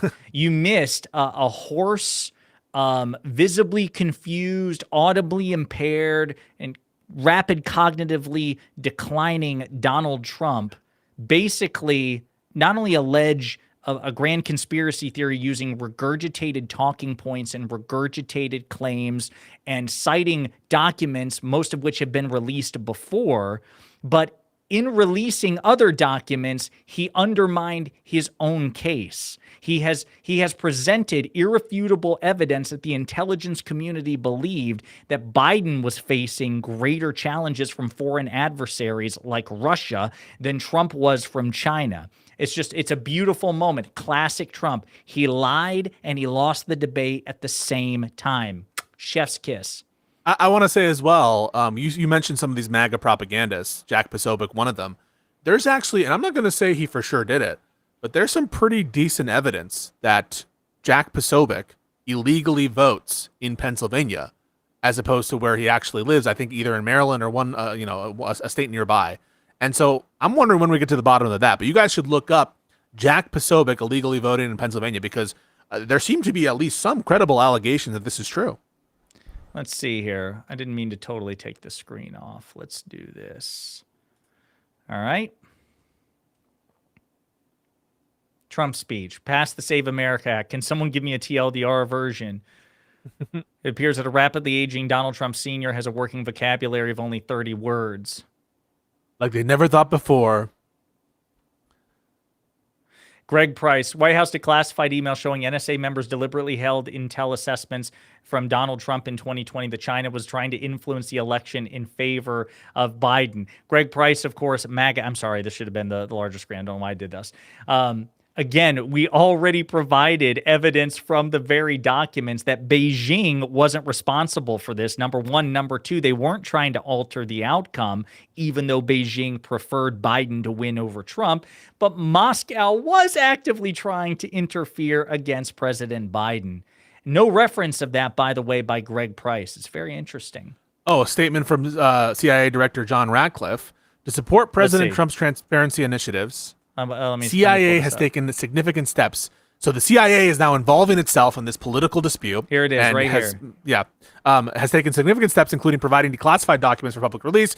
Protecting our democracy and the integrity of our elections from foreign influence and interference remains paramount. This is why we produced key intelligence reports showing that Venezuela's government had developed capabilities to manipulate electronic voting systems, raising serious concerns for U.S. election infrastructure security. I have long publicly highlighted China's nefarious efforts to influence the 2020 election against Trump, as evidenced by my dissent to the flawed January 2021 intelligence community assessment. The documents declassified today shed further light on China's intentions. These matters deserve public scrutiny to ensure our democracy's foundation is unassailable. No specific allegations, no allegations the election was fraudulent, and even no allegations. This was said that might be a thing, that the Georgia election for Senate, which was actually two elections, there was a runoff in addition to the initial one, and that happened right around January 6th. If you recall, I think it was January 5th when the election happened for the Georgia specials. No allegation that they're going to declare, as though they have the power to, the Democratic senators Warnock and Ossoff as illegitimate or something. It's also worth noting that, again, during that speech, Trump did advocate for, quote, the revocation of their licenses, referring to ABC and NBC for simply refusing to air his speech. So he's publicly once again another First Amendment issue. The threat itself is a First Amendment issue. I wonder how far do we have to go before we start like doing this? I guess we're not talking to Ryan Lali anymore because he's too scared. But this First Amendment issue like is done and dusted, right? I mean, like this, there's not even a contest anymore, right? Oh shit! All right, you ready for this? Yeah. It's Tony DeCopel and Democratic Senator Mark Warner. And a matter of fact, before I start, I just, as an American, not as an elected official, I was embarrassed that the President of the United States went before our whole country and networks like yours carried this as news, as opposed to a rehash of falsehoods.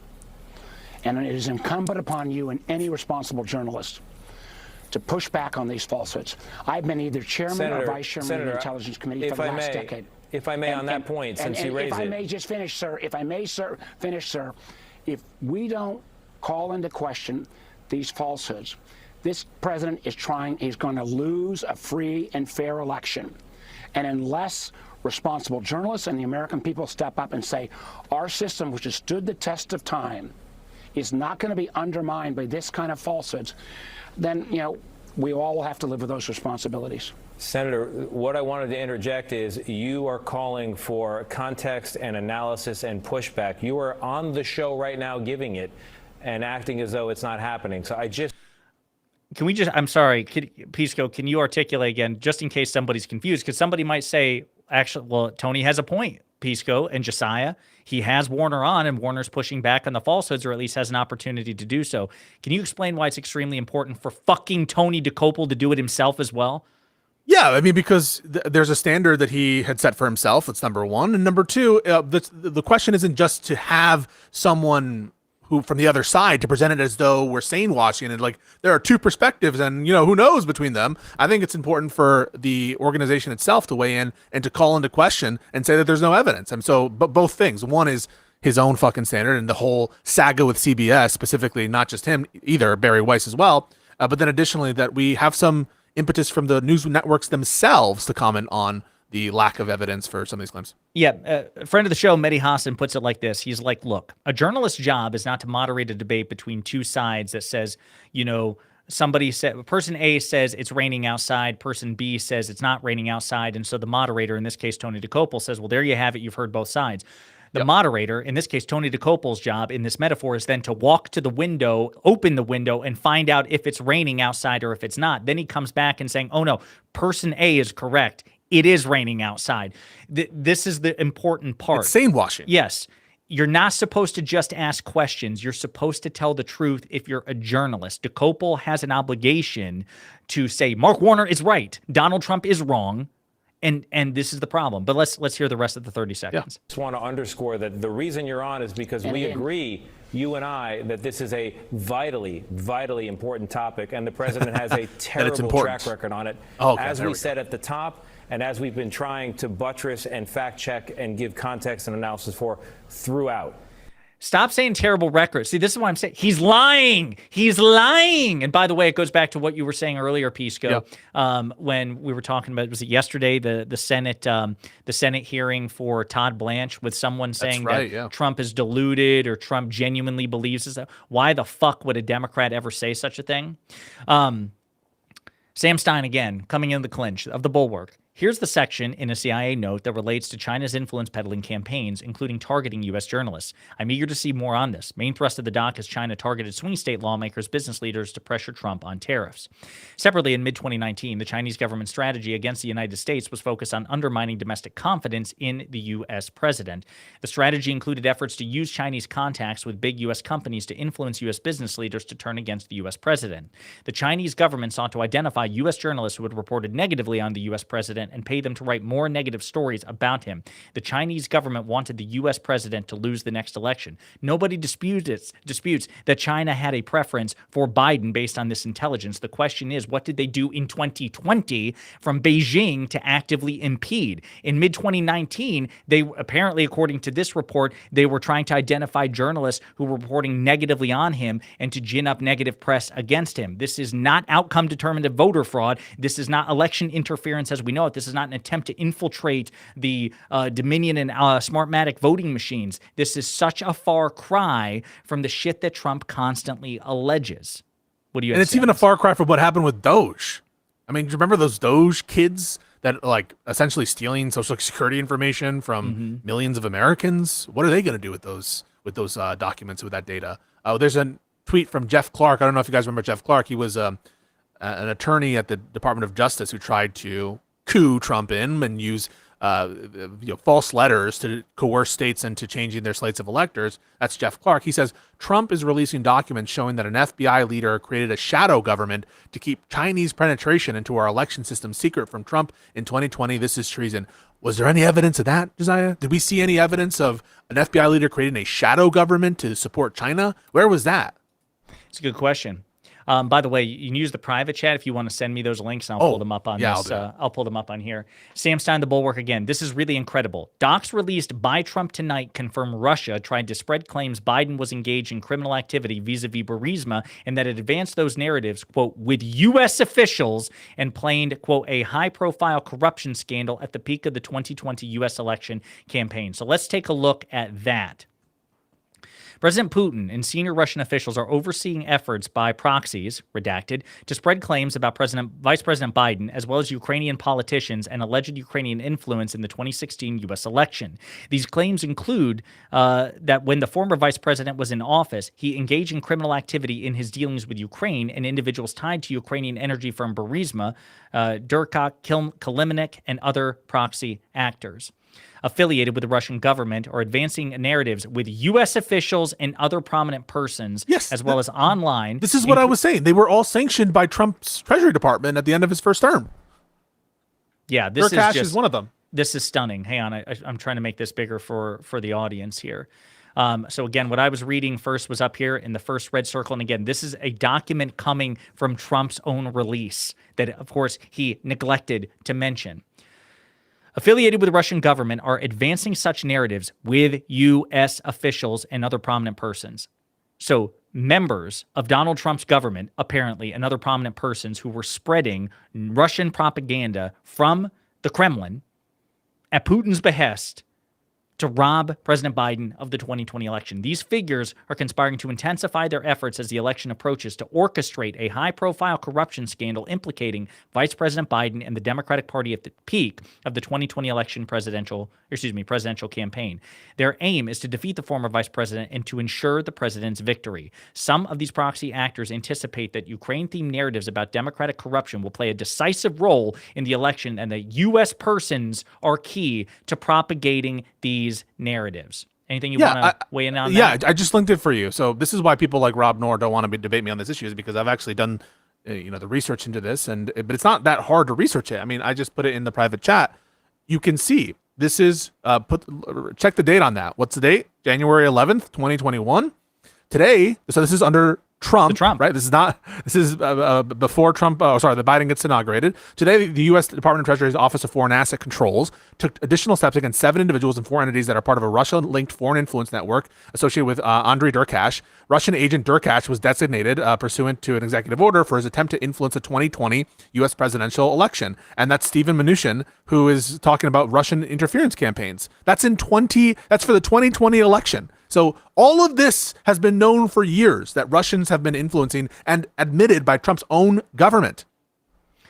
James Morgan notes, $2 if Dems cheated, Republicans wouldn't have everything. Precisely. But here's what we hear, Pisco, is it was too big to rig. Democrats are capable of rigging elections when they don't have power, like in 2020, but not in 2016 and 2024. It's a special type of election rigging where it works better if you're in a position of absolutely no power whatsoever. And is that, by the way, a concession that the 2020 election was like close?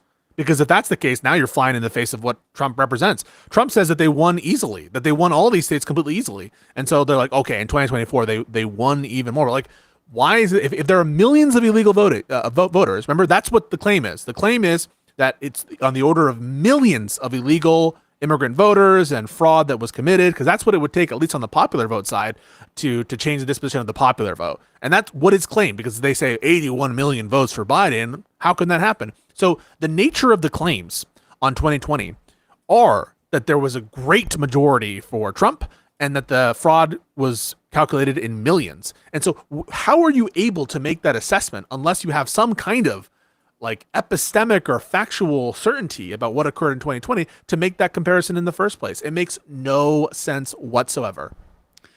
Ron Filipkowski, who's the editor-in-chief of Midas Touch, kind of clocked what we clocked about the Maduro reference. Trump mentioned Maduro tonight as part of election conspiracies. I stand by my prediction that he's going to make a deal with Maduro where he will say Venezuela was part of a conspiracy with China to rig the 2020 election in the U.S. That line tonight was another step towards that happening. And I do want to say, Pisco, and I'm comfortable saying it at this point, I do feel even more confident now that Trump is going to try to rig and steal the 2026 midterms and the 2028 presidential election in a variety of ways. You don't make an address like he did tonight and being so visibly unhinged, frothing at the mouth at times, going off script in the ways that he did against the advice of senior staff. I did a video about this. Politico was reporting leaks from within the Trump administration that they were terrified about tonight's speech because they were afraid he was going to stray off camera, or rather off teleprompter, which he did, and say that the election was stolen rather than, very precise language casting aspersions and casting doubt. Instead, he overreached. And for him to present evidence which contradicts his argument at least as much as furthers his argument, to me, it's just he's desperate. And I think that he's going to try to, by way of, vexatious litigation, lawfare, ICE fraud, deployment, like ICE deployments, it's a full court fucking press.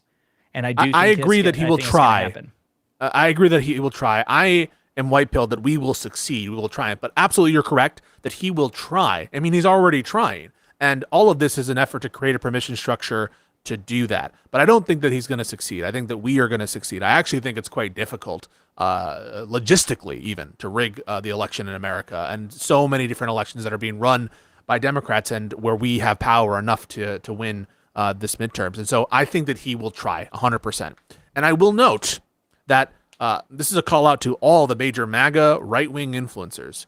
You are all pussies. You are all bitches. None of you will debate this issue regarding 2020 election fraud. All the major ones who still affirm it. And this includes people, by the way, like Nick Fuentes, who is calling out like the conspiracy mongering that he sees on the Charlie Kirk stuff. But then he also maintains that the election was stolen in 2020 with zero evidence. They're all the same coward fucks. They won't actually test their ideas in the marketplace of ideas with capable opposition because they know they're cooked. And that's why when you look at Twitter, when you look at X, when you look at all these different platforms and what the response has been, it's a muted response. It's just going through the motions. There's no reality to it. They're turned off, and it's the same song and dance that we've seen from Trump over and over and over, and it's not going to change the result, which is hopefully we'll win this midterm. Clay Travis says, Donald Trump says China hacked 220 million voter files and at least 278,000 illegal voters are registered to vote in our federal elections. He says he's declassified these documents, now posted. So to Clay Travis, by the way, we're talking about how Tommy Tuberville is probably the dumbest Republican senator.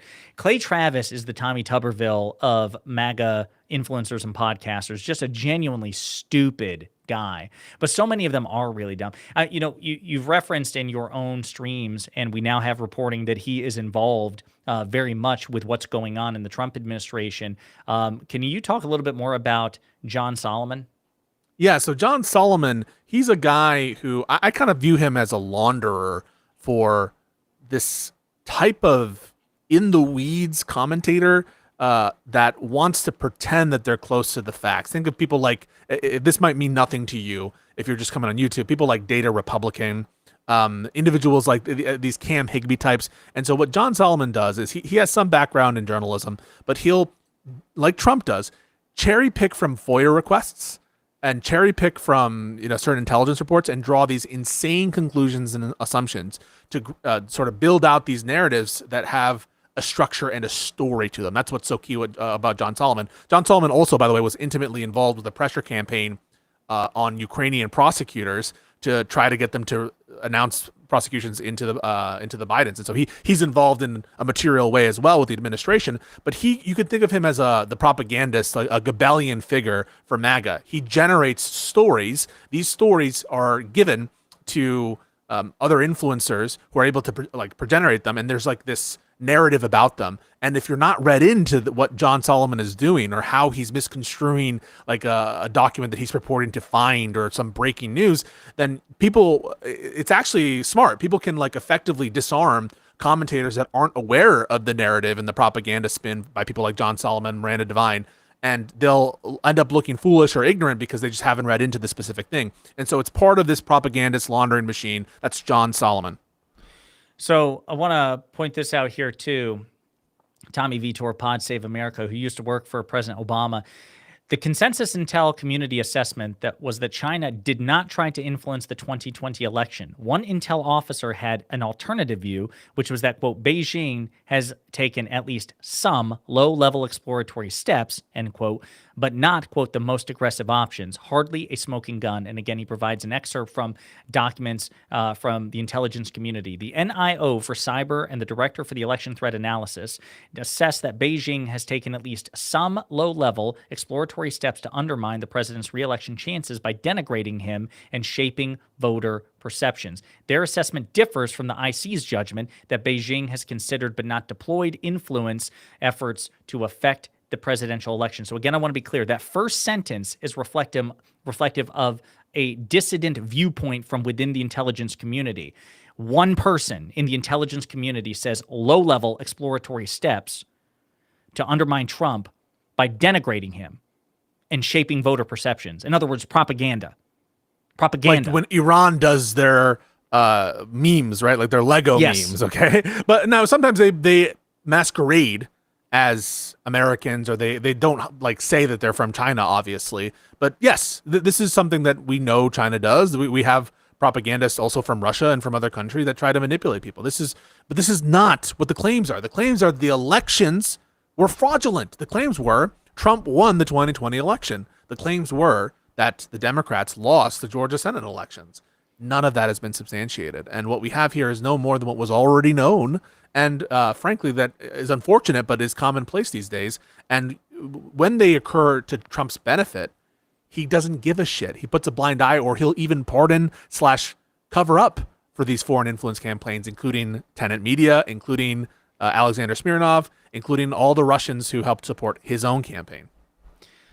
So again, the second sentence, their assessment differs from the IC's judgment that Beijing, the IC being the intelligence community, the broad consensus of U.S. intelligence under Trump, their assessment differs from the IC's judgment that Beijing has considered but not deployed influence efforts to affect the presidential election.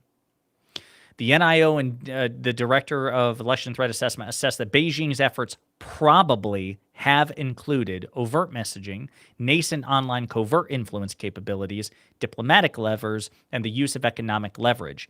They assessed that these efforts probably have not included the use of Beijing's most aggressive options for influencing or interfering in the election, because Beijing wants to minimize the risk of blowback and hopes to stabilize the relationship after the election. And they have low to medium confidence in these assessments. The conditions and qualifications here are so important. They're like, we are a little, maybe moderately confident that Beijing has done something to try to influence the election, but probably not the most important and most influential stuff they can do to influence the election. And everyone else disagrees. This is their smoking gun. Yeah, and if they were confident in these claims, you know what you can do? Get a special counsel. Get a dedicated investigator. Pick your dedicated investigator and produce the evidence to the American people. Yeah, get Rob Nord to investigate it and to produce a document for our consumption. And because there's really only two, when you do this, when you actually get into the weeds and try to get the facts, there are two results. Either you end up like the cyber ninjas, and I don't know if you remember this, the cyber ninjas ended up finding that Biden won by more than what was initially estimated because of some of the counts that they did. Or it's just like a travesty of a report that speaks for itself and is like obviously bullshit and we can debunk it in 2 seconds. So if they were truly confident, why not get a special counsel? Why not get a special investigator? Why not announce that? Speak of the Solomon, and he shall appear. Oh, there we go. Did you acknowledge that there were no votes changed in 2020? All I can acknowledge is what the intelligence shows, right? I only know the intelligence community has zero evidence that someone has flipped, that a foreign power flipped a vote in 2020, 22, or 24. And you have you're able to acknowledge We're not through all the documents. You're able to acknowledge that Venezuela has not tampered with voting machines in the United States? No, the intelligence is very clear. They did it on their own machines. Why is it important that they did it on their machines? Their machine protocols are the same as America. Why? Not Dominion. For a long time, they did exactly. To be clear, not Dominion. So the 2020 election was in fact the results of the American public. I'm still researching. So look at how he waddles. This is the first but there's no documents. intelligence. Not You've yet. been on Guys, he's gotta go. He's gotta go, guys. Bro, what is this all about, John Solomon? wait, this what is the Rob's, fuck is this this all is about? Rob's guy. That's this your is boy. Rob's guy. Oh my god. You know they got your boy. You know they got your boy, Look, bro. He's backing away. He's like, I'm not Liberal saying. surrender hands. Yeah. Wait, That's what they got on. This is the guy. I acknowledge that they didn't change votes. I acknowledge that no votes were changed in 2020, 2022, or 2024. I acknowledge that Venezuela it wasn't did machines that weren't their own machines. It was the machines of their own. They had to be their own. Oh, because he's so scared. And guys, why is he pressed, right? He's pressed, number one, because the press is going to ask him questions, so he's pressed by the press. But then number two, he doesn't want to get into a Dominion situation and be on the hook for another defamation suit. Oh, let's see here. The New York Times overall take. President Trump laid out a purported effort by China to undermine him, but the documents posted by the White House did not back it. Pathetic. This is so fucking embarrassing. Your voter file is not your bank account. Equifax was a confirmed computer intrusion. Hackers broke into a private company's protected network and stole highly sensitive data, including social security numbers on about 145 million Americans. Voter roll data, names, party registration, and voting history is legally available for purchase or request under state rules. Documents released tonight by the White House show China possessed and analyzed voter data, but not that it hacked protected state election systems. We already know China accessed voter data from a 2020 National Intelligence Council assessment declassified in 2022. Quote, Chinese intelligence officials analyzed multiple U.S. states' elections voter registration data. Their cyber espionage efforts helped them acquire bulk data. I don't know why the rest isn't loading. Can you imagine, by the way, if you're one of these Trump supporters, you constantly have to she's still just pretend that you're enjoying this, like, just trough of bullshit from Trump. Like, think about how many L's you continually, but they just eat it up. They eat up the slop. They're addicted to the Trump. They're either boomers. It's actually crazy how much blue balls and how many fucking L's they have to take to continue supporting this guy. Dude, I'm curious. I'm curious how Piers Morgan's going to handle this tomorrow. Please, somebody. I want to. This is going to be forgotten in 2 days, Josiah. It's like there's no staying power to the speech. There's nothing revelatory. This is all memes and bullshit, and it's not going to stay in the public conversation for longer than a few days. I mean, we're just back to square one. It changes absolutely nothing. I mean, Piers can just ignore it. I mean, like, why even, what is there to talk about other than he's just a continuing liar? He's always lied. It's amazing to me. It truly is. This is where we are. This is, folks, I'm curious again, as we wind down here and go to wrap up soon, again, super chats or questions, like, get them in now, because this seems to be, we seem to have reached the end of the meaningful what info else is there to say? Analysis. Yeah. Truly, again, just from the legal perspective, folks, this doesn't change anything. He announces some investigations and some documents. Okay, go ahead. Right? So the real legal fights are ongoing. And Democrats are winning those fights. So again, just putting on my lawyer hat, I don't expect that this changes anything. And in terms of what we should expect substantively, we all know that he's going to try some shit. Maybe he'll do an ICE deployment. Maybe he'll try to take control of voter rolls or whatever. But he's failing on those. And so what more is there to talk about other than to just clown on these propagandists and on Trump himself?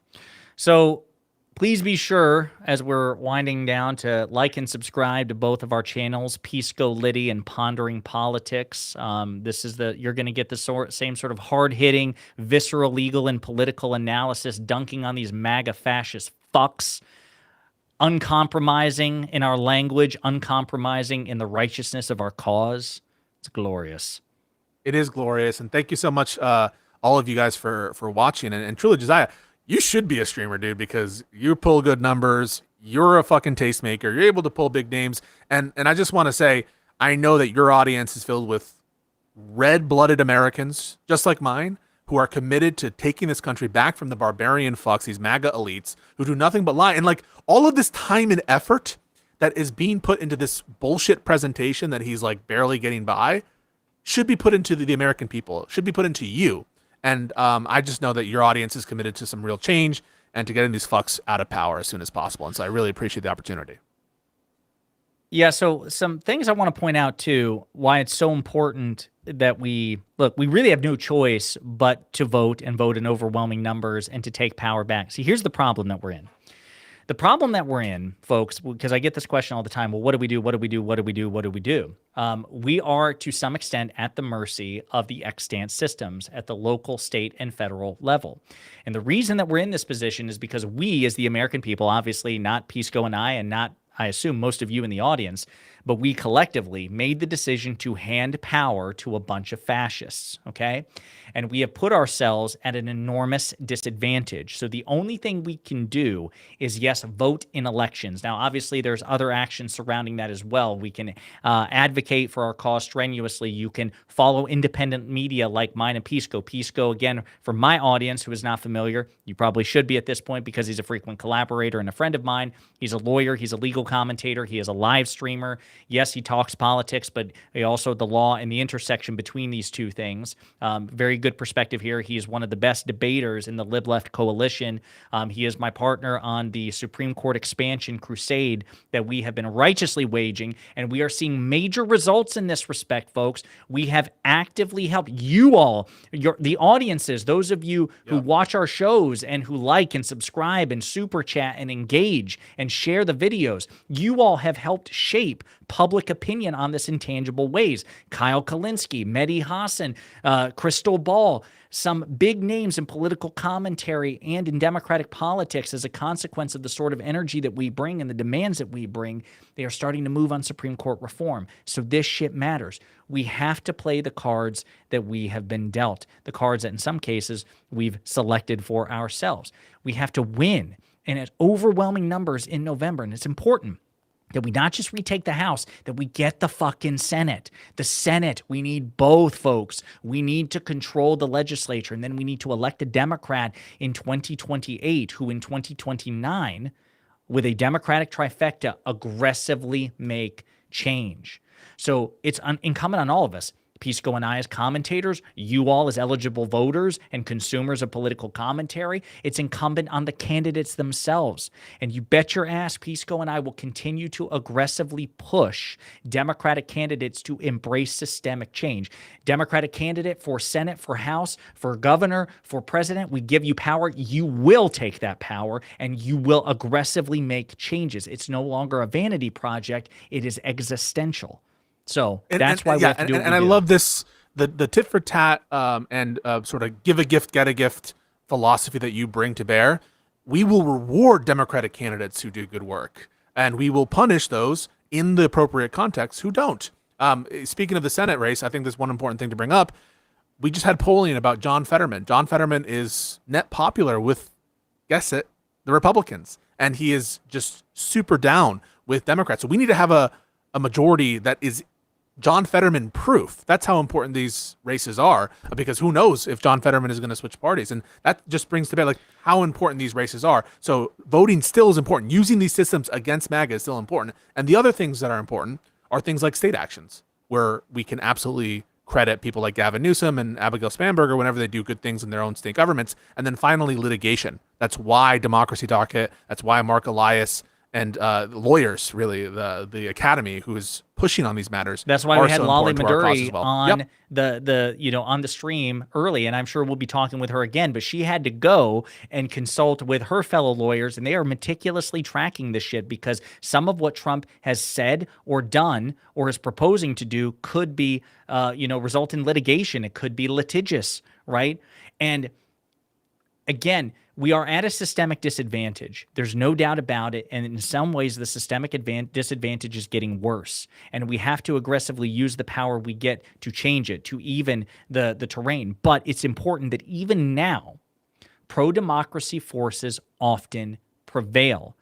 The Elias group has a stunning track record when you consider what they're up against, okay? It's important to fight. Again, politically and legally speaking, when I say fight, got to throw that in there, right? It's important to do that. We have no other choice. Hopelessness is not an option. I'm a cynic by nature. It's part of the reason I'm going gray. It's part of the reason I'm so caffeinated as much as I am. I don't sleep well at night. I take this shit very seriously, and I know that I enjoy a position of privilege a lot of other people don't as a consequence of this channel.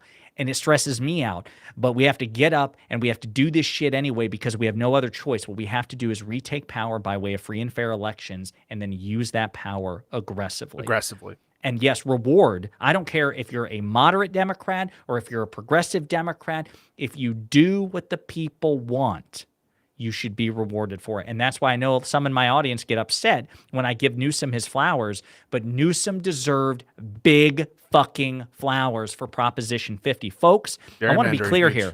I want to be really clear here. But for Gavin Newsom passing Proposition 50, there's a decent chance that we would not win the House in November. That's how important it was. That's how important it was. Yeah. It may have made the difference.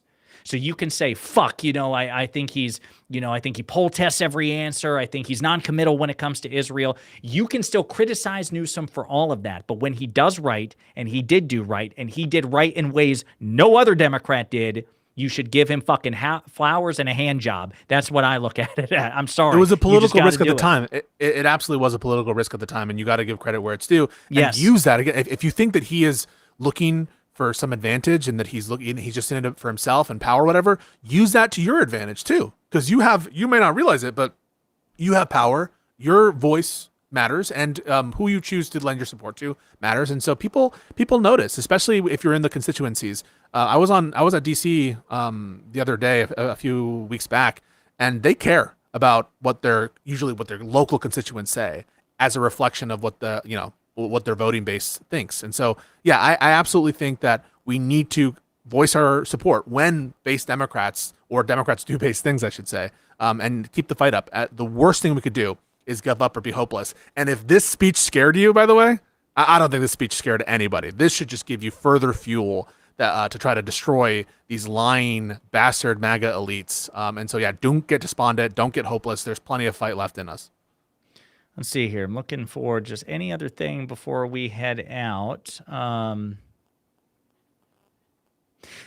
Also, I just want to say to really put a button on the rewarding thing. Reward any Democratic politician when they do what you want. It doesn't matter if you disagree with. I would give Fetterman a compliment if Fetterman did something I want, just that we never see this shit from Fetterman, right? But two things I want to say. It's not just that it's logical. It's not just that it's right. It's also logical in the sense of like cynical human nature. Politicians are people, and they have their limits in terms of lack of support and constant abuse. And if they spend the time, effort, energy to give you what you want, and you don't reward them with your vote and your support, and it's not enough simply to vote for them, folks. I'm sorry. That is necessary but insufficient. You need to praise them. You need to cheerlead them. You need to lift them up. Think about it in any other context. If you don't do that, they're going to go seek that support from some other group, perhaps a special interest group, perhaps somebody who is at cross purposes with you. We've seen this with politicians. You criticize them where they deserve it, and you reward them where you deserve it too. Not even because it's, the scales of balance, but it's just good political sense. You do not want them running away from you and into the arms of the opposition. Couldn't say it better myself. John Ossoff is he's got some clips, but you guys can watch that on your own time. Ossoff has been doing a great job in the messaging. He had a really good moment against oh my God, Clayton. This guy, he's just the worst. He's the nominee for I think for the director of national intelligence. I could be wrong about that, but Jay Clayton, yeah, Jay Clayton, yeah, that was bad. That was atrocious. By the way, okay, here's a good example. I just praised Mark Warner, the Democratic senator, for smacking Tony DeCopel around, rightly so. But now I got to give Mark Warner a demerit because he was asked recently about Jay Clayton, and he's like, yeah, I don't know what's going on with Jay. You know, I'm still on the fence about it. You know, still got to think about this. And It's like, bro, I'm sorry. If you can't answer who won the 2020 election with a decisive Joe Biden won the 2020 election, go fuck yours. You are not qualified to be a janitor at the White House or in the House of Representatives. You're not qualified to work in any capacity in the federal government, in my opinion, if you're not prepared to answer that fucking question, and certainly in a position of great authority like the Director of National Intelligence. So if you're a janitor, watch out. Jaz's coming after you. Right. I'm going to mop you up. All right. So, folks, again, we appreciate it. Thank you for tuning in. Please be sure to like and subscribe to mine and Pisco's channel. Again, it's at Pisco Liddy, right? Pisco Liddy, yeah, on YouTube. Yeah, and, at Pisco Liddy at YouTube, at Pondering Politics on YouTube. If you're here from Pisco's channel and you are not yet subscribed to me. Again, tomorrow we will have a more fulsome, thoughtful analysis of this. This is, again, in real time from Pisco and I. I'm sure Pisco is going to have some additional thoughts tomorrow, especially as people are able to actually go through more of the documents that Trump declassified.